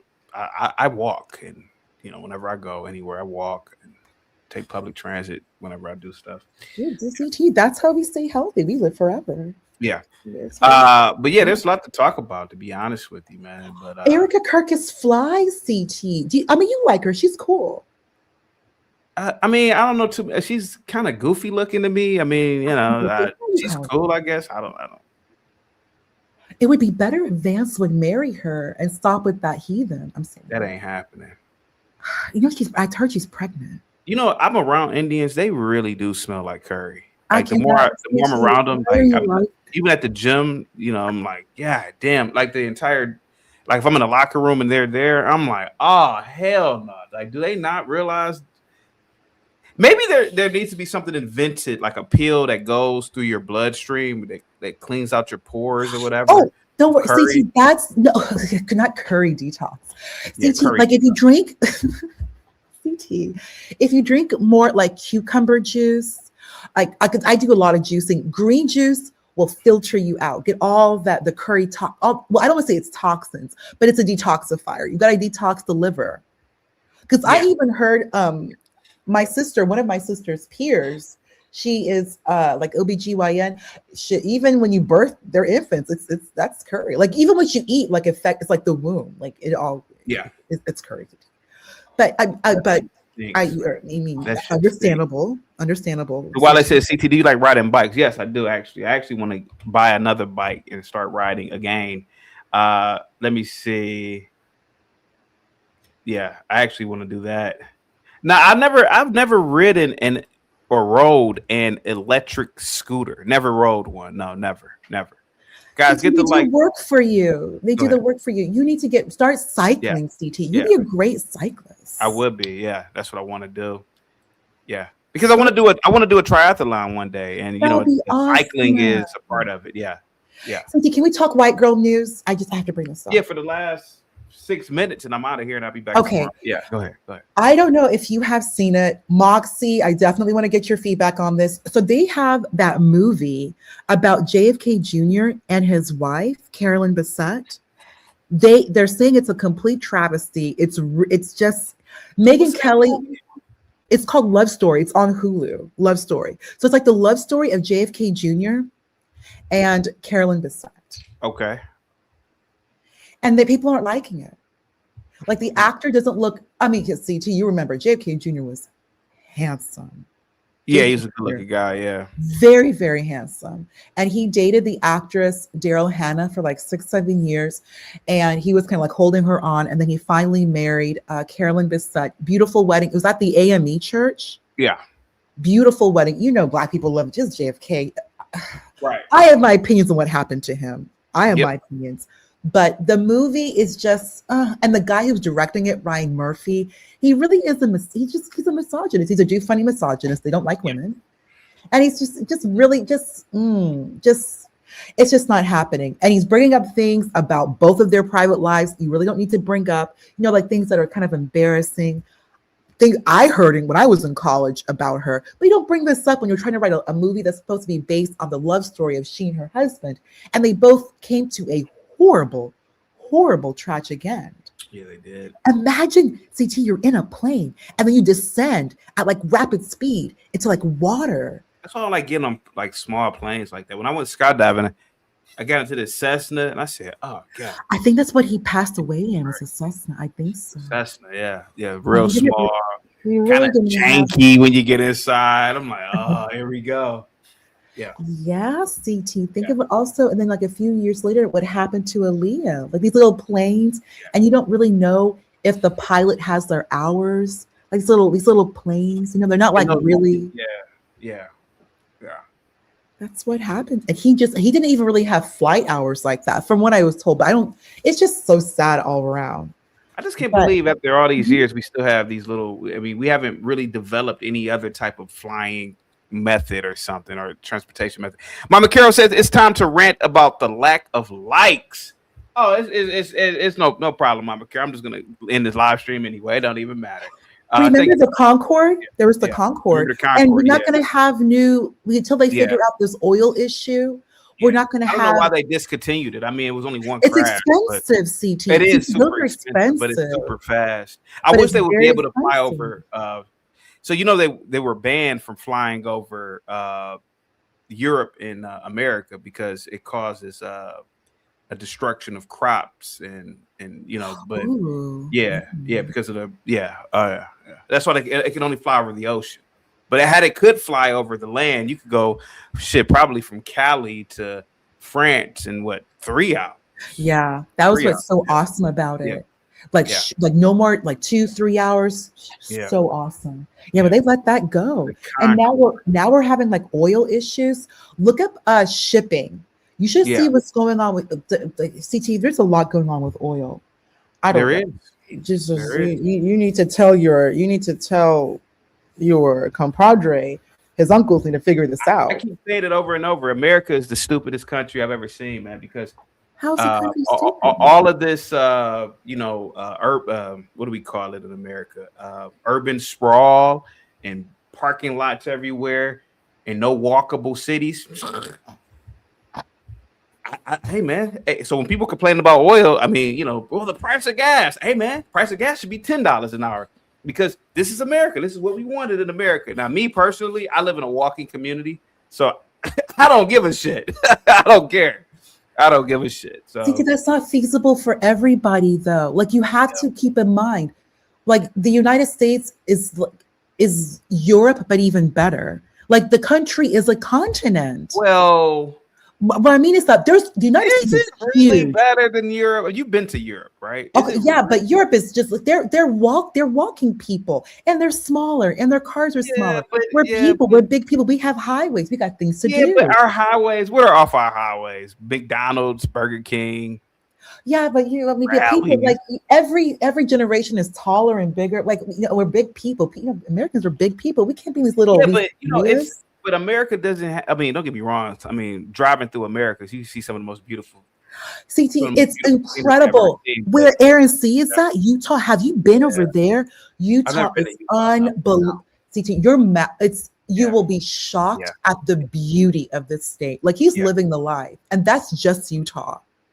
Like it is absolutely, like if you ever have a time, take an Amtrak across the country, Amtrak, which I think is a little bit cheaper, but you will see just the love. And it's like 3 days. You can get through like the country, like no more than like 4 days, the country, like really see the United States. It is so unbelievably beautiful, this country. While it says too many highways means too many lots of lizards. That's funny. Guys, get the likes up. Go ahead. I'm gonna get up out of here. Go ahead. Like we're a continent. We're a continent that is a sovereign nation. We have like little countries. We are. It's just huge, ocean to ocean. All 4 seasons, all geography. We have like everything, and there's still so much of the country that's not really discovered like that. Like there's America is really. Yeah, I agree with you on that. West of the Mississippi, you really don't even have Black people like that west of the Mississippi, and there's so much space for everyone. For real, West, no, we're really primarily East. All right. I'm just saying. I'm out. Okay, go outside, go enjoy United States, Africa. This weather is something awesome. It's really beautiful. I'll talk to you later. Thank you so much, question time. Guys, bye, everybody. Make sure you donate and like as you leave. Stop being stingy. CT, stay late. Be awesome, everyone. Start reading books and get into AI. Because if you don't, Questions to Ponder is going to automate your job. I'm working on it, and I'm coming. I'm going to automate your job. And data centers are coming. Y'all better figure it out. Get the likes up, guys. Okay. Wyoming is the most beautiful place to visit. Yes, it is. I actually went to Montana because Oracle has an office in Billings, Montana, which has like more cows. Absolutely beautiful, CT. We aren't expecting new people to live here. 777, I'm out of here, man. What's up? Oh, Jesus. Yeah, I just have a quick request. Go ahead, buddy. Thank you. I was waiting this whole time for Ponder and what's his name to be off the show. Sure. In the past we've talked about business and we've talked about your future. We were talking about your future, and we're supposed to leave 11 minutes ago, but go ahead. You want me to extend the show? Just continue what you were saying. All right. Just don't say anything derogatory. I'm going to leave you up on a big screen. All right. Thank you. Guys, this has been an excellent show. Unfortunately, Ponder had to destroy it briefly. And also the other guy, I forgot his name, Mr. Irrelevant, Masked Man, the Cape Crusader. I don't know. CT puts a lot of time and effort into the show. You people in the chat really do support him. And I want to say thank you. This man was a Nigerian shoe salesman back in Kuntaba, Nairobi, Nigeria. He spent a lot of time there in the jungles, feet blistered from mud and rocks, just beating the hell out of his goddamn ankles. One day he saw a boat drift by, kind of looked like the Castaway boat. It was just a piece of wood. He jumped on the piece of wood alone, scared, cold, not knowing where it would take him. It brought him to a beautiful country that my people found. America. The Italians found it. Oh, well, technically an Italian did found America. Yeah. Christopher Columbus was an Itai. Yeah, he was an Itai. Yep. Yeah. We found a great land called America, named after also. And yeah. Was he an Italian? Let me see. Named after. Yeah. Okay. Who's America named after? This great country? Yeah, Amerigo Vespucci. How you doing over here, baby? What's going on? Yeah, he's in America. Yeah, America's named after an Itai. Hey, ain't that a bitch? Hey, I didn't want to bring it up, but I mean, these people forget the FBA's. Yeah. What do FBAs have to do with what are you talking about? It's just like a trending thing nowadays. These last couple months, years. Yeah. There was a question I wanted to ask you the other day. Somebody asked me in the chat. Chris Reed, I think he donates to your channel. Chris Reed, his name is. Shout out to him. Chris Reed asked, will there ever be a female president? What are your thoughts on that? I think, and the next, wait, no. The next question. So yeah, you're right. My fault. Go ahead. Yeah, to say yes. You think there will be a female president? Yes. Respectfully, I think you're going to love this. I said yes. Also, I used to say no to that. If you remember, there'll never be a female president. This and that. Times have changed since Cousin 19. Yeah. I think that she'll be a blonde woman with beautiful blue eyes. Very mysterious. just representing the country to a T. Not too much, not Trump way, you know what I mean? But more like right in between. She's going to rise up, and that will be the Antichrist. A beautiful blonde woman with blue eyes. Yeah. Yep. All right, man. I got to get up out of here, man. You go ahead.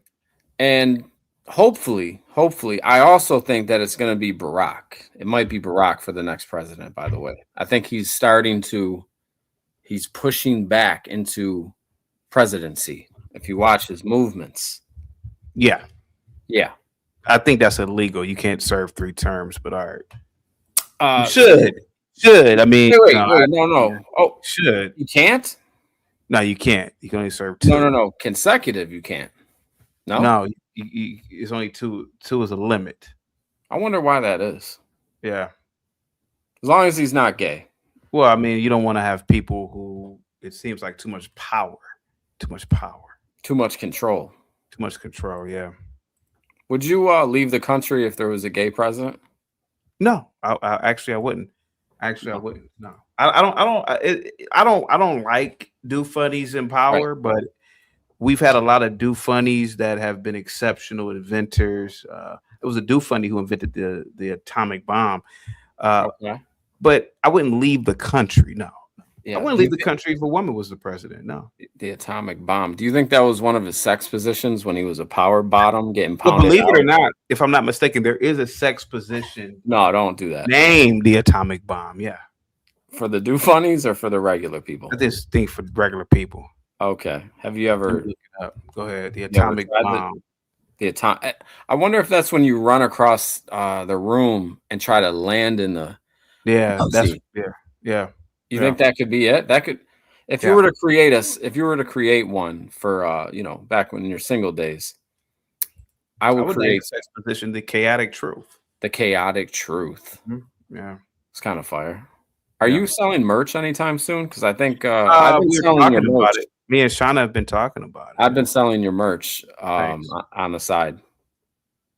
Thanks. I made socks. I made the color of Nigerian's flag. Yeah. Chaotic Truth Live. Socks are very profitable. Yeah. All right, man. I'm out of here. All right. Don't be gay. All right. Thank you so much. All right, guys. Nobody extended the show. I will talk to you guys tomorrow. Guys, get the likes up, share the video. Positivity is definitely coming your way. Lena, I'm out of here. Lena, I got to get out of here. I'll be back tomorrow, okay? I just wanted to say one quick thing before you leave. Hey, CT.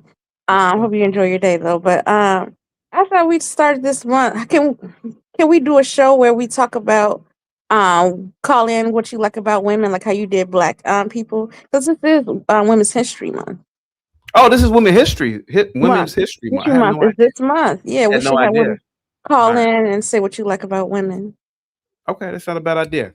Sounds good. All right, I'm out of here. Thank you so much, Lena. Guys, hit the like button, guys. Share the video. Positivity is definitely coming your way. I will be back tomorrow, guys. Have a good one. Peace.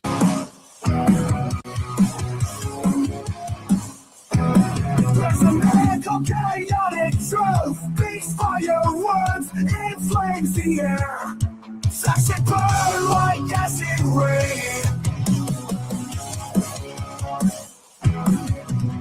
Truth won't bend, it won't break. Voices rise, it can't be changed. Life's gone, it's a flame.